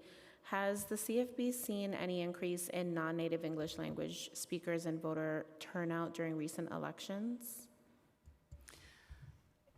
We have. I will say a couple different things. One, we focus on non-native English speakers, so people who speak English as a second language or have limited English proficiency. They are one of our priority audiences, so we actually spend additional resources in our advertising campaigns and in our outreach strategy to try to reach them in language. And we have been continually engaging more and more. What I would say is, in those neighborhoods where they are primarily concentrated, because we also look at this when we're determining our priority geographic areas around the city where we're going to focus, I would say that voter turnout is persistently lower than in some other parts of the city. And when other parts of the city turnout is going up, that's true in those neighborhoods as well. And really, some of what we are trying to do is make sure that those get to the same level. So that's something we're going to take a look at. We publish a voter analysis report every year. We're mandated by charter to do that. So that is something we'll certainly be looking at after the 2025 citywide elections, because that's when we tend to see drop-off in participation rates between the presidential and city elections. And in terms of the outreach that you're doing, I heard your response to Councilmember Brewer and the types of engagement you have vendors doing. Are you also looking at like non-traditional methodologies to reach the non-native English speakers? You know, a lot of the efforts that folks like the electeds have to do is we're on the Facebook groups and we're channeling the Facebooks, we're channeling the WhatsApp, we're doing the most engaged games. We're going to like ethnic media, quote unquote ethnic media as people refer to it. Yeah. Can you give me some examples of how we're doing that, especially in light of us now for only the second election in a row utilizing ranked choice voting and what you referred to earlier, in that the ballots of people not quite knowing how to use ranked choice voting to their advantage or leverage, and getting people that are their value-based in those areas seem to be lower. So I'd love to talk first about our general approach that our partnerships and outreach team takes, because they go into communities and tend to tailor their approaches to the needs of that community. I think we're very mindful that one size doesn't fit all, And we want to be sure that it's really community groups that are driving our understanding not only of what the community needs are, but what are the best ways to reach them. So there's one thing I'll just say as a general rule, and what we've been doing is adding staff and partnerships and outreach in our language access team as well, so that we are increasing the number of in-person events. We are now funding more in-community events than we have ever done before. So giving money to host organizations to be able to rent their space. They are often either co-presenting with us, or we will bring in interpreters to engage communities face-to-face. In addition to that, I think we're always looking for ways to continue to be more effective to assess what's working and what's not, and we would love to continue to brainstorm ways to do that with your office and with other council members. Do you have the number of events that you've done either last year or since the last citywide election? Yes, I don't have that on hand, but I'm happy to get that to you. At this stage, we're running hundreds of events each election cycle all around New York City. So we are happy to follow up with the list and provide Yeah, that would be helpful. I'd be interested to even see how many are in my either community board districts or my districts, depending on how you break it down. I have one last question, chairs. I appreciate your reference to the voter analysis report. In 2024, I don't have it in front of me with me today, and I don't know if you have it in front of you, but there's a couple, on page 41, I was looking through the report, and on page 41, there's a figure that highlights the areas across the city that are considered priority communities, which are the areas that have the lowest voter turnout due to lack of education or resources. But according to page 3 of that same report, the Bronx borough experienced the lowest voter turnout in the April primary and the November general election across the city. Furthermore, when looking at the same figure on the same report titled Voter Turnout by Community District General Election, my district fell into the same section as all the other priority communities in the Bronx, Bronx 1, 2, 3, 4, 5, and 6, and 7. And that ranges from 43% to 50.6%, yet Bronx Community Board 9 is not considered a priority community. So just generally around, Bronx 9 not being pushed into becoming a priority district for voting, if we can discuss that. If we can discuss the algorithm that defines what priority communities are labeled for CFB, and any of the strategies, initiatives that you folks are looking towards on this election cycle, with just maybe 50 days away at this point, to get more people either in my district to turn out, to vote, to participate in their own local governance, and particularly around how we are engaging our CB. Yeah, absolutely. So let me talk first about how we selected our priority geography areas. So we talk about two types of priorities. One is priority audiences. So these are broad groups of voters that we can see through the data have lower turnout, or they have specific barriers to participation. The other is we have priority neighborhoods or geographic areas of the city where we focus. And since I helped determine where those are, I'll just walk you through what that process looked like. As a first pass, we worked with very big spreadsheets and looked at voter turnout across the city. And not just voter turnout in any one election. What our data team has done is they've created what's called a voter participation score for every voter in New York City that looks at like a 10-year voting history. And that allowed us, through some statistical models, to find out what are the factors that would impact whether someone might have a lower voter participation score versus a higher one. What are the geographic patterns of turnout over time? So some neighborhoods have very clear patterns, and I would say that the community districts you named 1 through 7 in the Bronx consistently have some of the lowest voter turnout in the city. And there are a couple other areas of the city where that is true as well.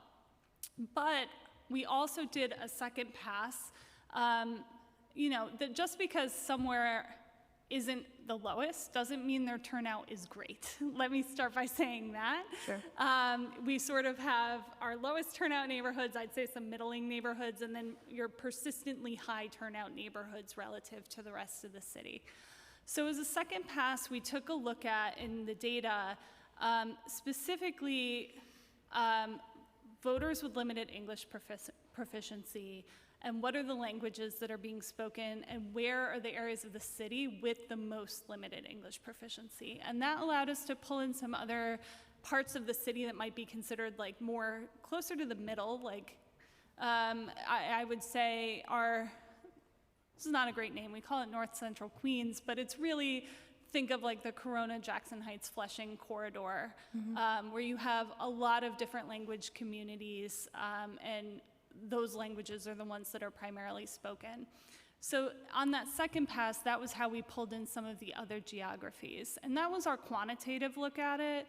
Then we did a qualitative pass, and our partnerships and outreach team did an assessment of the communities that we were identifying.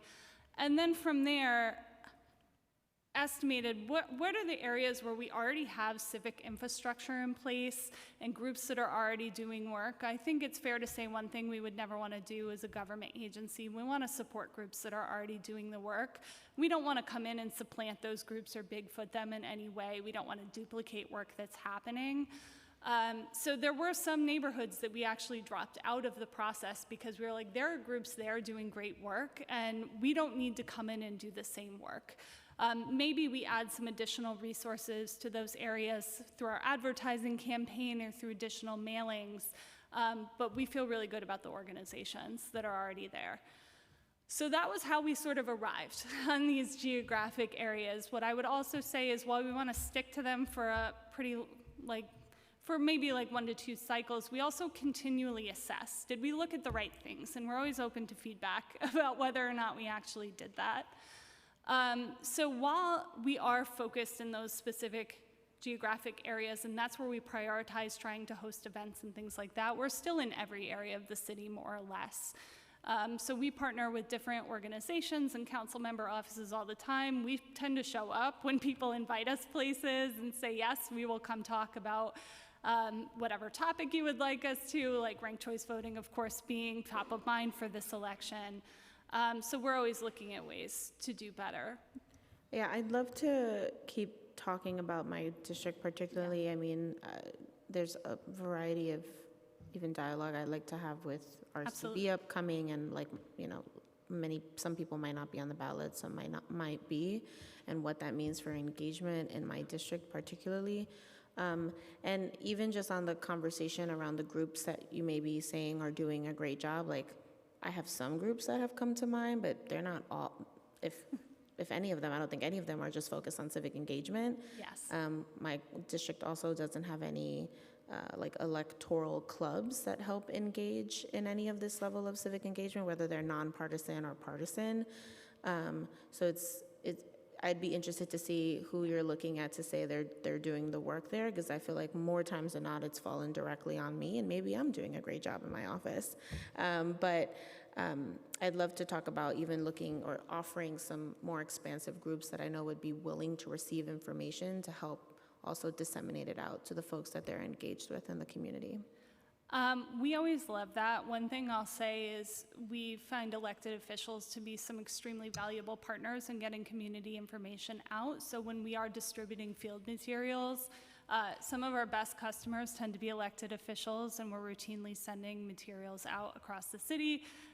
We also work with elected officials all the time. We would love to work with you to identify groups that are in your neighborhoods, because that local knowledge is always extremely valuable. Since you are a reader of the voter analysis report, one other thing I would love to mention is that in our report that we published last year, one of our recommendations was that the CFB should explore maybe creating a fellowship program as a model. And we actually are working with the Institute of State and Local Governance at CUNY starting this summer to pilot that model in the South Bronx, working to place up to 15 CUNY students in 2-year fellowships early in their careers within community-based organizations. And one of the things we want to take a look at is this model really a more successful model than maybe some that have been tried in terms of tailoring community engagement and education and making it very effective. We will look at a number of measures to evaluate that program, and we'd love to connect offline and talk more about that as well. Yeah, that would be great. I mean, we have several different things happening in our community between, the CEC engagement, the mayor has like a public funding engagement, most councilmanic offices are doing participatory budgeting. There's like a general space where more civic engagement and education can be going outward into community to partner up and do that. So happy to continue the conversation offline. Thank you, folks, and thank you, chairs. Question from Councilmember Stevens. Hello, good afternoon. I just have a bunch of follow-up questions from both of my colleagues, just starting with the RCB, because, obviously the districts that you're talking about with kind of low voter turnout is a huge part of mine. And it's not just the South Bronx is the West Bronx, because they always try to lump us all in. And I just have huge concerns because I've seen no real outreach done in my community, in my district.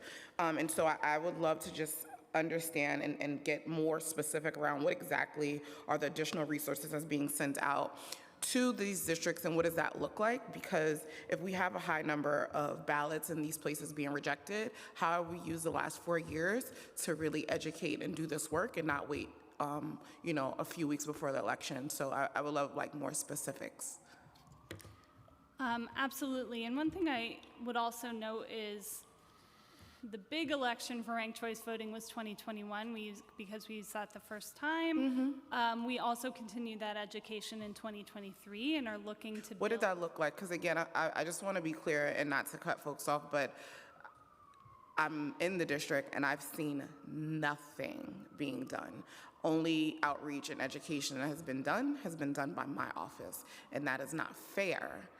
So I would really want specifics around what are the additional resources happening currently that you were saying that we saw that these ballots were being rejected at higher numbers in these areas. What are the specific things that are being done?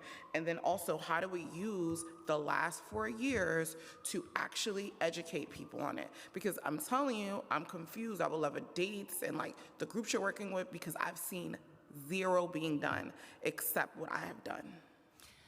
I can provide at this time very high-level numbers, but I'm happy to connect with you offline Absolutely. and provide more specifics about what we've done in your district. One thing I'll note that we have found is when we try to engage the majority of voters, and I'm going to start out by saying all of us in this room are very plugged in elections. We think about elections all the time. One thing that we have found, particularly because the charter directs us to increase the participation of underrepresented voters, is that the majority of people we are doing outreach to do not think about elections or voting until much closer to the election.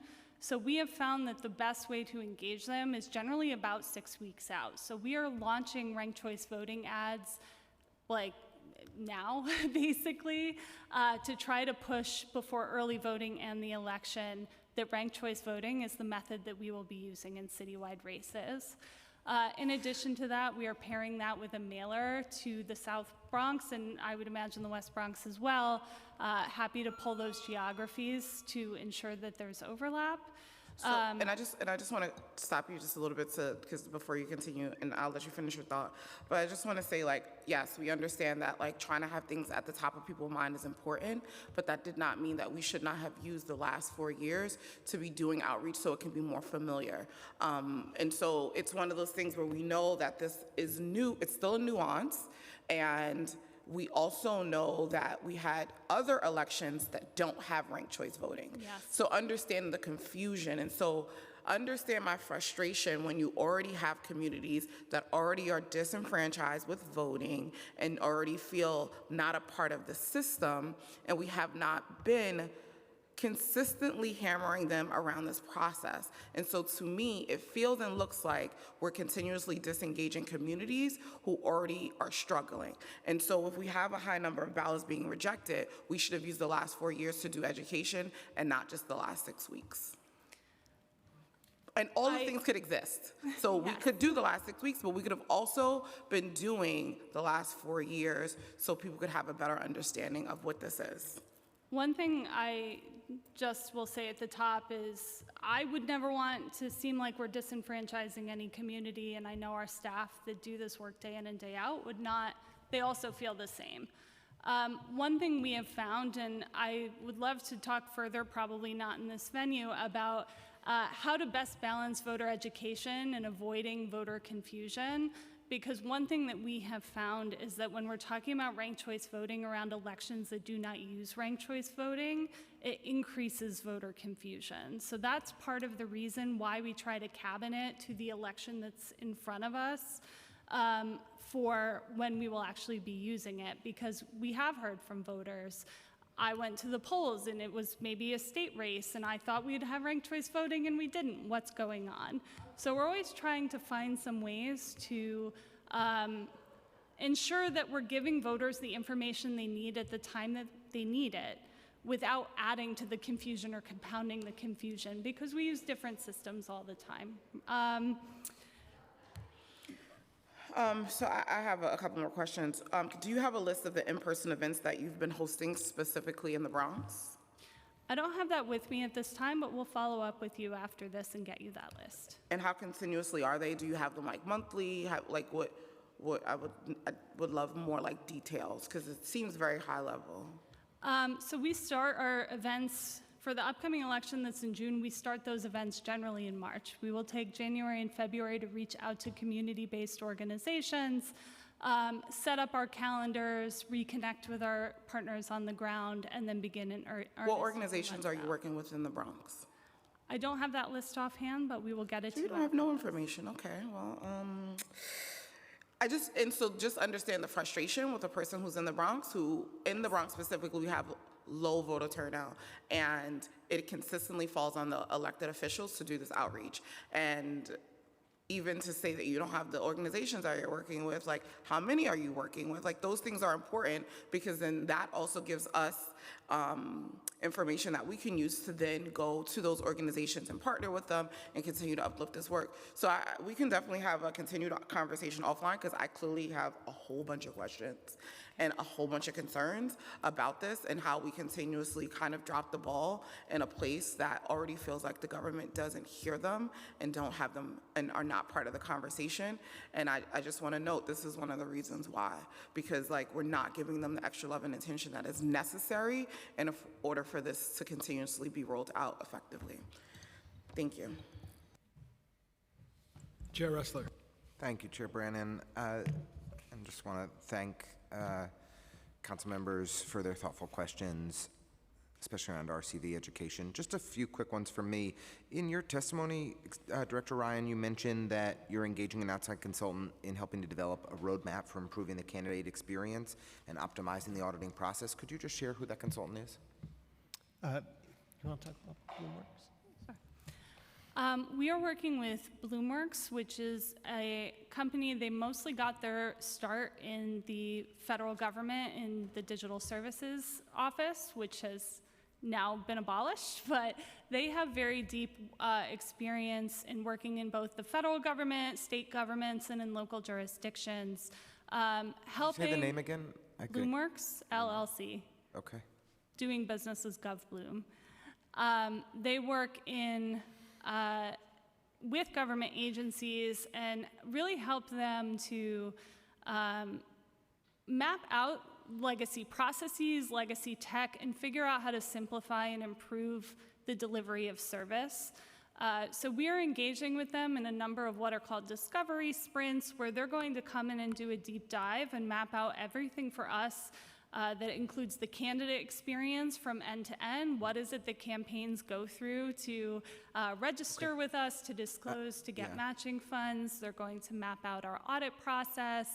And we're going to be able to look at what are things that we can do to just improve the experience overall and to streamline and build new tech tools to support that.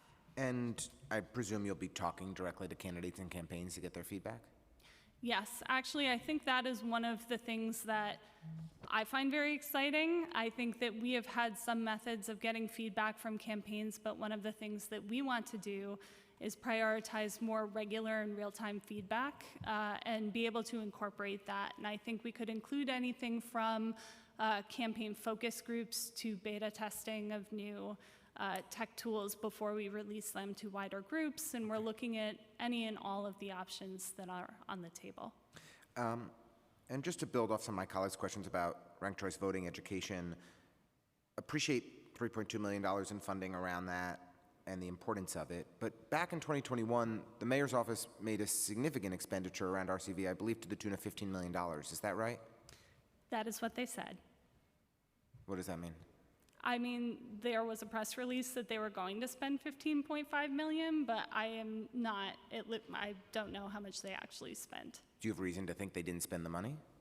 I would say, given my experience in government, it's very hard to spend that amount of money on that time frame. Okay. Particularly around advertising when you have to book far in advance. It's hard to inject millions of dollars with weeks before an election because other people have already bought up all the ad space. We can go back and check how much they effectively spent down, but under any circumstances, they spent a lot of money. Maybe they didn't spend all 15 million, but they spent a significant portion of it to educate voters around ranked choice voting. There's no similar spending happening this cycle, is that right? What we are spending this cycle is 3.2 million. No, I understand that. I'm asking, Not from the mayor's office. there's no spending coming from any other city agencies to educate voters around RCV.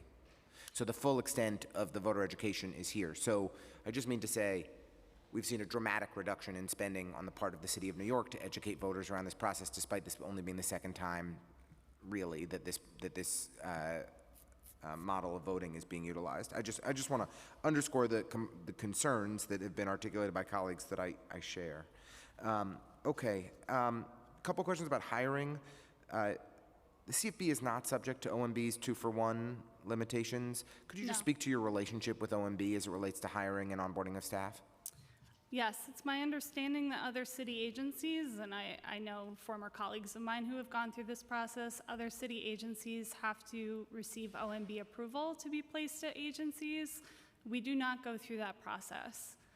So when we are hiring, the only time between us making an offer and someone getting in the door and filling that seat is the amount of time it takes them to give notice and for us to conduct the required background checks. Okay. And I just want to come back to, one follow-up on some of the earlier questions. It struck me, Director Ryan, that you really underscored with broad subpoena power, you're able to access the information that you feel is necessary to properly investigate campaigns. We also have an audit team that does this work and looks at things post facto. Are there investigative approaches that are currently used by the auditing teams that should be done by the CFB mid-cycle to try and ensure there are meaningful consequences when they matter? Are you looking at whether we should be expanding those investigative powers or that investigative approach in real time so that we're not in the same situation where Eric Adams looking at these issues 4 years later, trying to fix them when it's far, far too late? I'll say this, as during my first year on the job, I committed myself to examining every aspect of the Campaign Finance Board's operations, to prioritize the hiring of a first deputy to help lead us in this assessment and evaluation of all of our processes and tools and approaches to this work. And we will be building out an even larger investigations operation in the coming months and year than the agency has had in its past. It's one of many areas that I think we can do a better job, a faster job. Better job, faster job in real time during the election cycle of getting to the bottom of issues.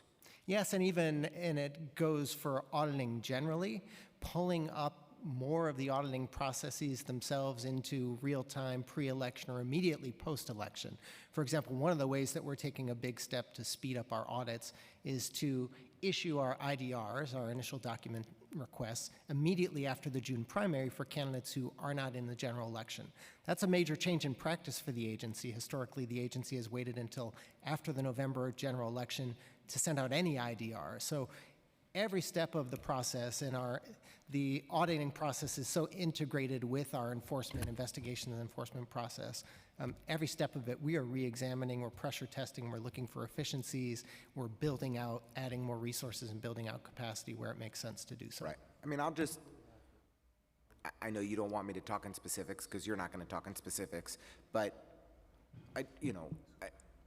we have a campaign for mayor, a front runner for mayor that's raising, we know is extensively raising funds through lobbyists and people on a doing business data list. It's been widely reported. It's, you know, it's known in the universe. And yet we don't have the information to know and understand, has the CFB investigated this thoroughly? Do we know what ActBlue links are circulating and what information is being shared? And can we guarantee that the, you know, many, many thousands of dollars that are being raised by lobbyists illegally for this campaign are not actually leading to matching dollars and taxpayer funding inappropriately being dispersed? And so I am pleased that you're saying you want to expand those investigative authorities, expand these investigative actions by your team, do more in real time and do more during the auditing process, and that this is part of a review that you've undertaken. And I have confidence in your commitment to continue to improve the functions of the agency. I don't, though, feel like there is any effort to inspire confidence in the public for us to know that things have been properly looked at and investigated and resolved. You know, the actions from earlier this week were a step, but it feels like there's more questions than answers, and that you're not able to share any information because things are still mid-review or mid-process or midstream. And so, you know, it's, I think, important to voters to know this is what's been looked into, this is what was found, this is what's being held accountable, this is how a campaign is being held accountable during the election, right? And I just don't think we're there yet. And so that's, I hope that as you think about expanding the investigative authority and doing more in real time, also think about how do you inspire confidence in the public and share that information transparently so that voters can make informed decisions. Thank you. Okay, thank you all very much. We'll take a brief break, and then we're going to hear from the public on the CUNY budget and CFP.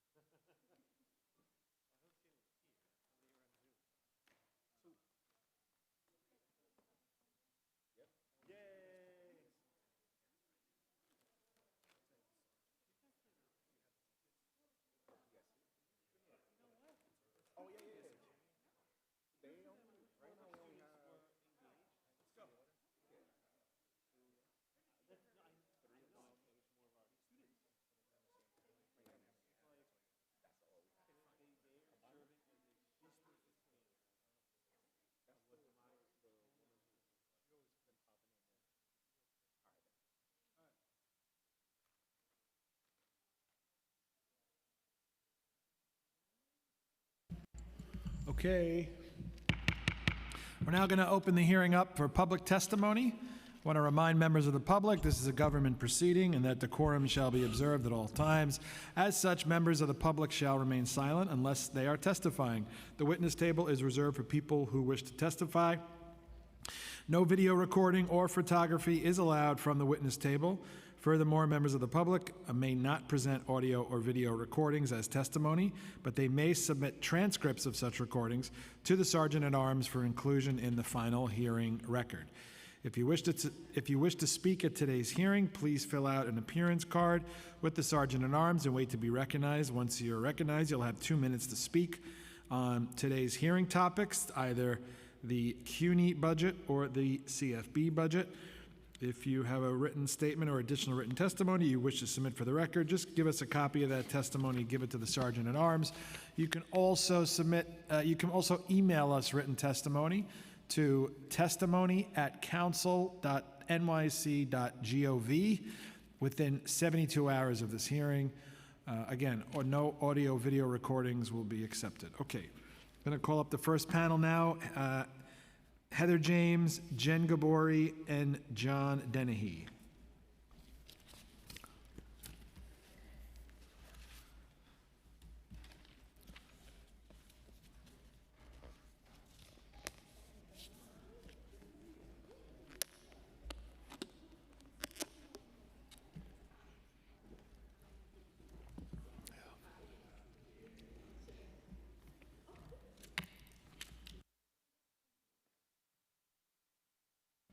Good afternoon. Whoever wants to start. Stuck with me for the lead. Let's do it. And I know you are serious about time, so let me speak fast. Good afternoon, Chairs Dinowitz, Brannon, and council members. On behalf of the 30,000 faculty staff represented by the PSC CUNY, thank you for your continued advocacy on behalf of the City University of New York.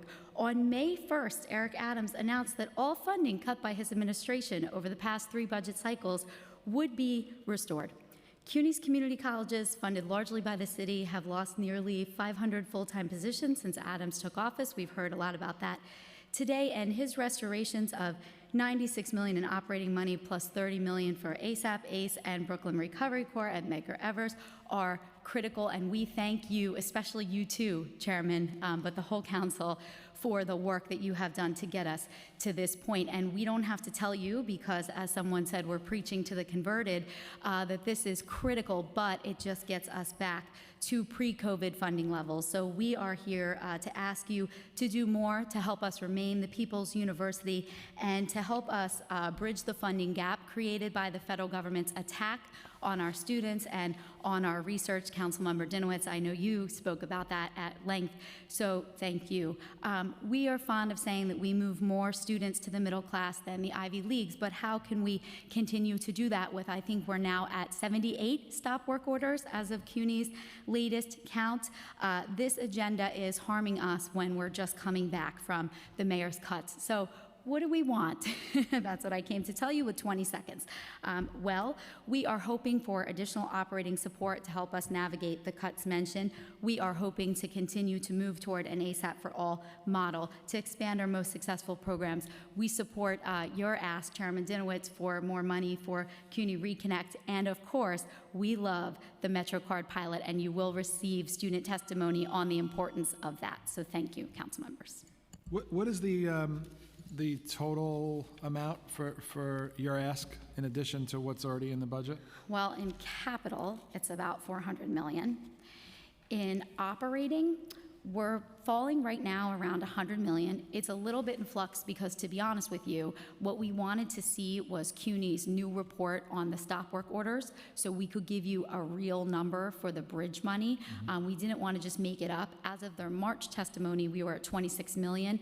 Now the number they used was a little bit different. I have a budget paper that's going to be hot off the presses, similar to CUNY's green sheet that goes with this, that I will get you by the end of business today, but about 100 million, just not exactly 100 million over exec. Okay, thank you. No small ask, of course. Thank you. No, thank you. Go ahead. Thank you for the opportunity to speak. I'm John Dennehy. I'm a professor of biology at Queens College of the City University of New York. Our college motto, "We learn that we so that we may serve," has guided my action during the COVID pandemic when, as a virologist, I asked myself, how can I serve my city in this time of great need? My collaborators and I developed a wastewater COVID surveillance program for the Department of Environmental Protection and the Department of Health and Mental Hygiene.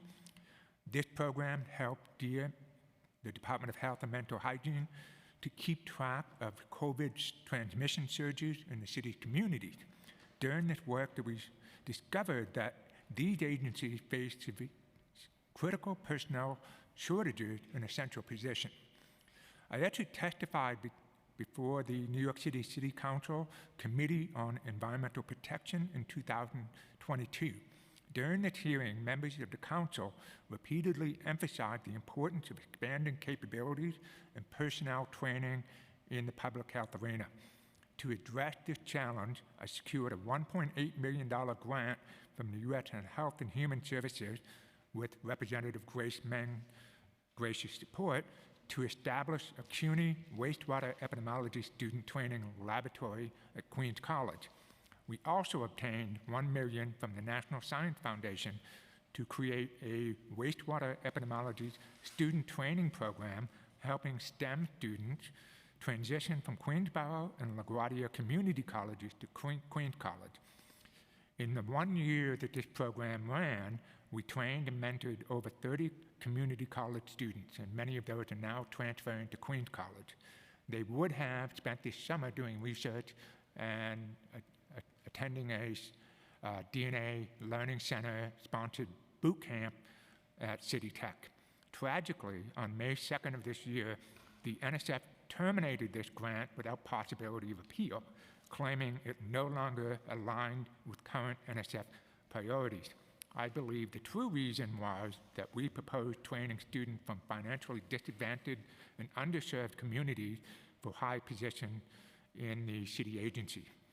Ours wasn't the only CUNY grant canceled. At least 30 grants totaling over $25 million in federal funds, all reviewed and allocated by leading U.S. scientists with congressional backing, were rescinded through terse email providing no clear justification. And the process has been so chaotic, we're still trying to establish exactly how many grants have been terminated. Many of these grants funded student training programs that directly benefited the citizens of this city. These widespread grant terminations, combined with the proposed funding cut to NIH, NSF, NOAA, NEAA, the USDA, and other federal agencies, the move to reduce the indirect cost rate that allows colleges to support faculty research, it proposed now roughly about 50% of every federal dollar that comes to the colleges is being cut to 15%. And this essentially threatened the entire CUNY research enterprise with extinction. There's no way the colleges can continue to support faculty research in this environment. These cancellations represent more than just lost funding. They are a direct attack on the health and well-being of all city residents, particularly those in underserved communities who would benefit most from these programs. CUNY has always stood as a beacon of opportunity and public service in New York City. We now need your vocal advocacy, your political engagement, and your unwavering support to continue our vital mission of serving the residents of this city through education and essential public health infrastructure. Thank you very much. Thank you. Good afternoon. I'm Jen Gavori, First Vice President of the PSC CUNY. Like Professor James, I would like to thank you, Chair Dinowitz, and you, Chair Brannon, as long as Speaker Adams, because we know that your leadership is what helped get that PEG money restored. We heard a less than fully detailed answer today from, in our view, the CUNY administration on how they might, as you pressed, build back what was lost in the PEG cuts. We know that just under 500 full-time faculty lines were lost in the pandemic, and that was after years of kind of like city council funded stability in the de Blasio years at the community colleges, when that was not the case at the state. And so that is what we need restored. We need those full-time faculty lines back, and that's a problem. That's especially a problem in the context of the Opportunity Scholarship Program. We are tremendously excited by the governor's opportunity to bring folks back to the community colleges in these high-need areas, in nursing and computer science and in teaching. Yet, what we have is a kind of unfunded mandate that will cover student costs, but will not build the kinds of faculty infrastructure, like advising, like the University Provost said, but also the faculty to teach in those areas, as well as the program money to do so. And that's unfortunate. We now have a kind of unfunded mandate through the Opportunity Scholarship Program that's going to hit the community colleges first. So we are excited about what this does, but we don't want to see a hole blown into the city council, and we need nurses, and we need teachers, and we need computer scientists, and that's going to be an important then component of how we do it, and the PEG restorations going to full-time faculty lines would be one of the ways to kind of stop that hole. We really thank your opportunity, your focus on Citizenship Now. One of the things that Citizenship Now doesn't have that some of our graduate students, workers need is support and expertise on visas. That expertise there wasn't a need for that in previous time. That's one of the kinds of things that we are struggling to figure out how to fill. We appreciate your attention to work study and the questions about what will happen to the libraries when suddenly there are not hundreds of workers all across CUNY who are doing the kind of daily work that keeps libraries open. And we are really grateful for Councilmember Brewer's attention to dorms. I work in a gender studies program where students come to me to talk about domestic violence in their homes, and there are not currently enough dorms in an emergency setting that I can send them to get them out of their home, and sometimes they drop out and they leave the city to escape. And there should be dorms available for many reasons, but that is also one of the other kinds of reasons, for emergency housing. And they just don't exist. Thank you so much. Thank you all very much. Thank you.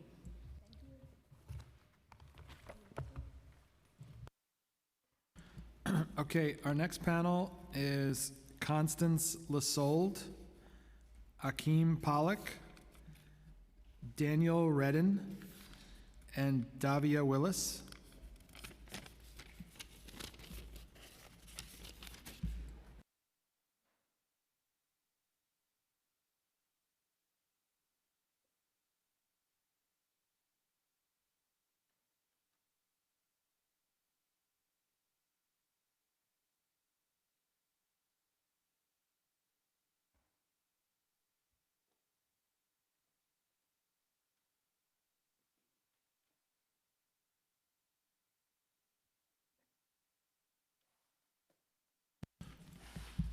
Okay, you want to begin from the left?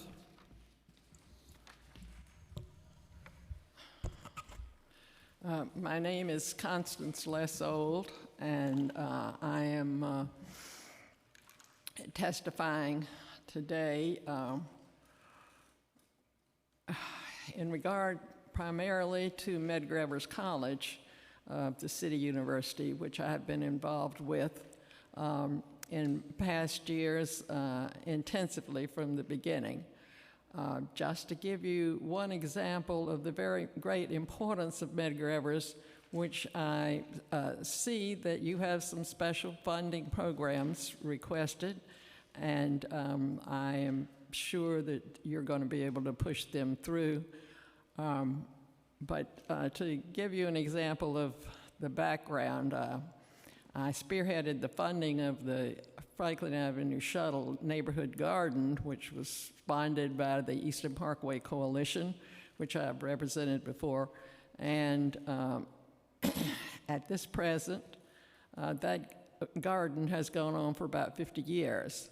The reason I'm bringing that into this is that we could not have had that garden, and we might not have had the shuttle at all had it not been for Medgar Evers College. Dean Maxwell gave us the space in the college and the materials for an outdoor summer youth program to build the garden. This way, those summer youth people were introduced to a college setting and participating there, as well as building a garden and a resource environmentally and in terms of neighborhood recreation, fun, et cetera, which has gone on, as I say, for about 50 years. It is very important that you encourage the communities surrounding the colleges to be a part of the colleges in every way possible, particularly the young people. You have other summer programs. I know my son participated at Brooklyn College, Hunter College, Medgar Evers. It was not possible that he not go to college after, as a little boy, being a part of all those programs that you had in the summertime. It is so important to begin with the years before the high school even. And I hope you will encourage all of the City University to stay involved. We are worried about the future of Medgar Evers as a college that was built to serve primarily the black community in that area and a low-income community. That community is changing dramatically, and we don't know who the college will be serving now. But we want everybody to be served in the city of New York, and I just beg of you to keep those young people in the process. Thank you very much. Thank you. Go ahead, just say your name and you can begin. Hi, good afternoon. My name is Daniel Redden. It's an honor to be before you again and testifying at this Executive Budget Committee hearing. My name is Daniel Redden, as I said, and I am the University Student Senate Chairperson and the Student Trustee for CUNY, but I also am a son of immigrants who grew up in Brownsville, Brooklyn, in public housing in NYCHA, and I had to work every single day just to support myself and my family, right? And the swipes that I got growing up going to public school, those transit swipes, those MTA swipes, was really essential for me to be able to go to and from just to survive. And 80% of those students who go to a public school in New York City go to a CUNY school. And you know, we did some data for some time and some surveys, and a spring survey found that 64% of students worry about affording transit, 53% have skipped meals to pay the fare, and 71% have arrived late or missed class because they lack the swipe. And we know that attendance loss is always the first step to, dropping out. And if we want students to truly graduate, then we have to help them get to the classroom in the first place.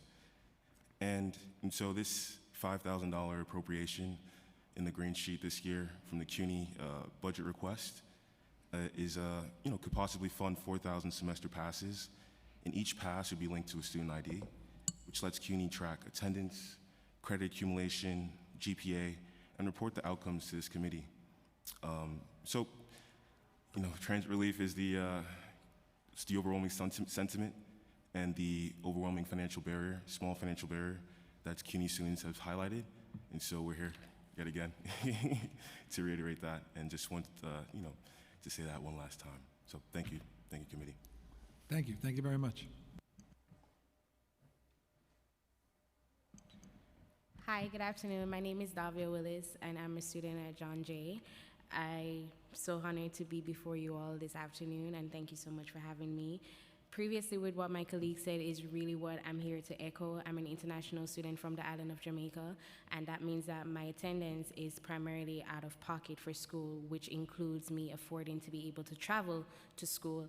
My advocacy is not just for myself, but for all the students that attend CUNY, because I know that one of the primary issues that we as students face is getting to school. And if we're not able to, in order to reap the benefits of the resources available to us, we have to ensure that they're first able to get there.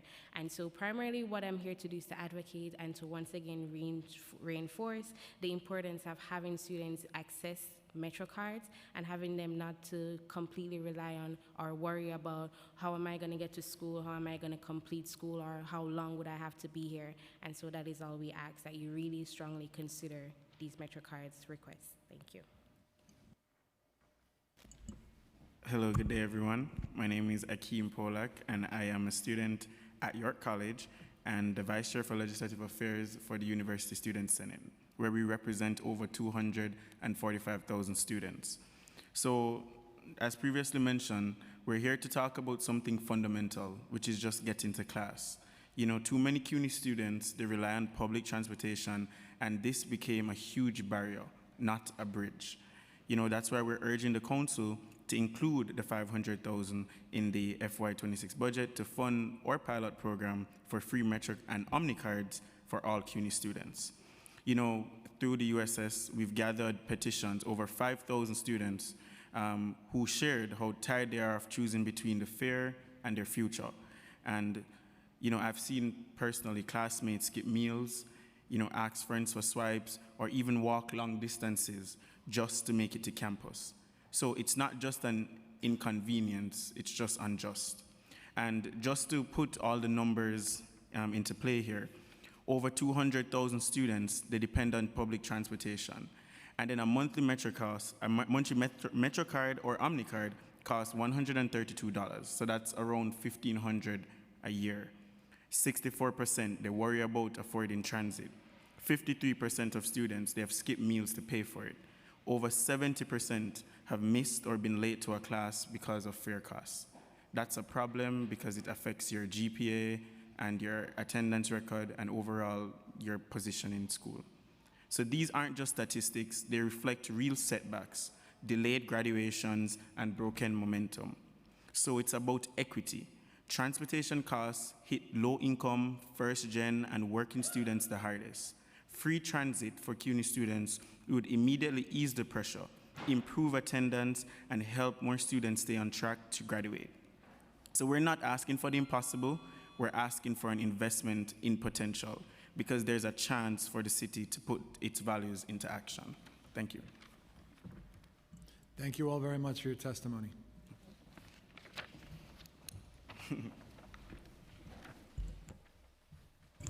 Okay, now we're going to Zoom.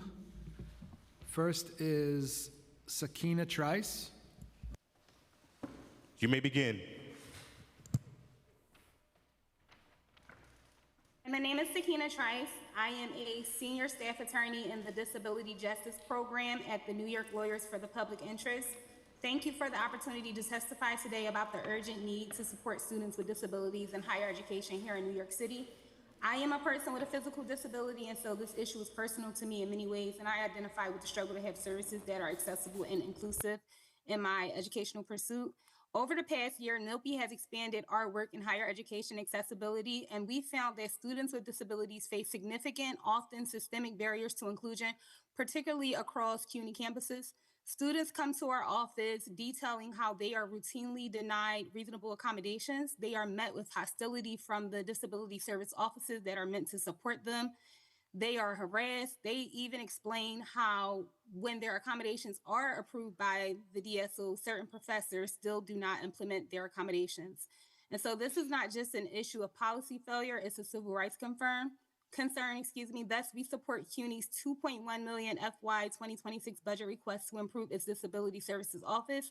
These offices are severely understaffed and undertrained, and the stories we hear from students make it clear that staffing alone will not solve the problem.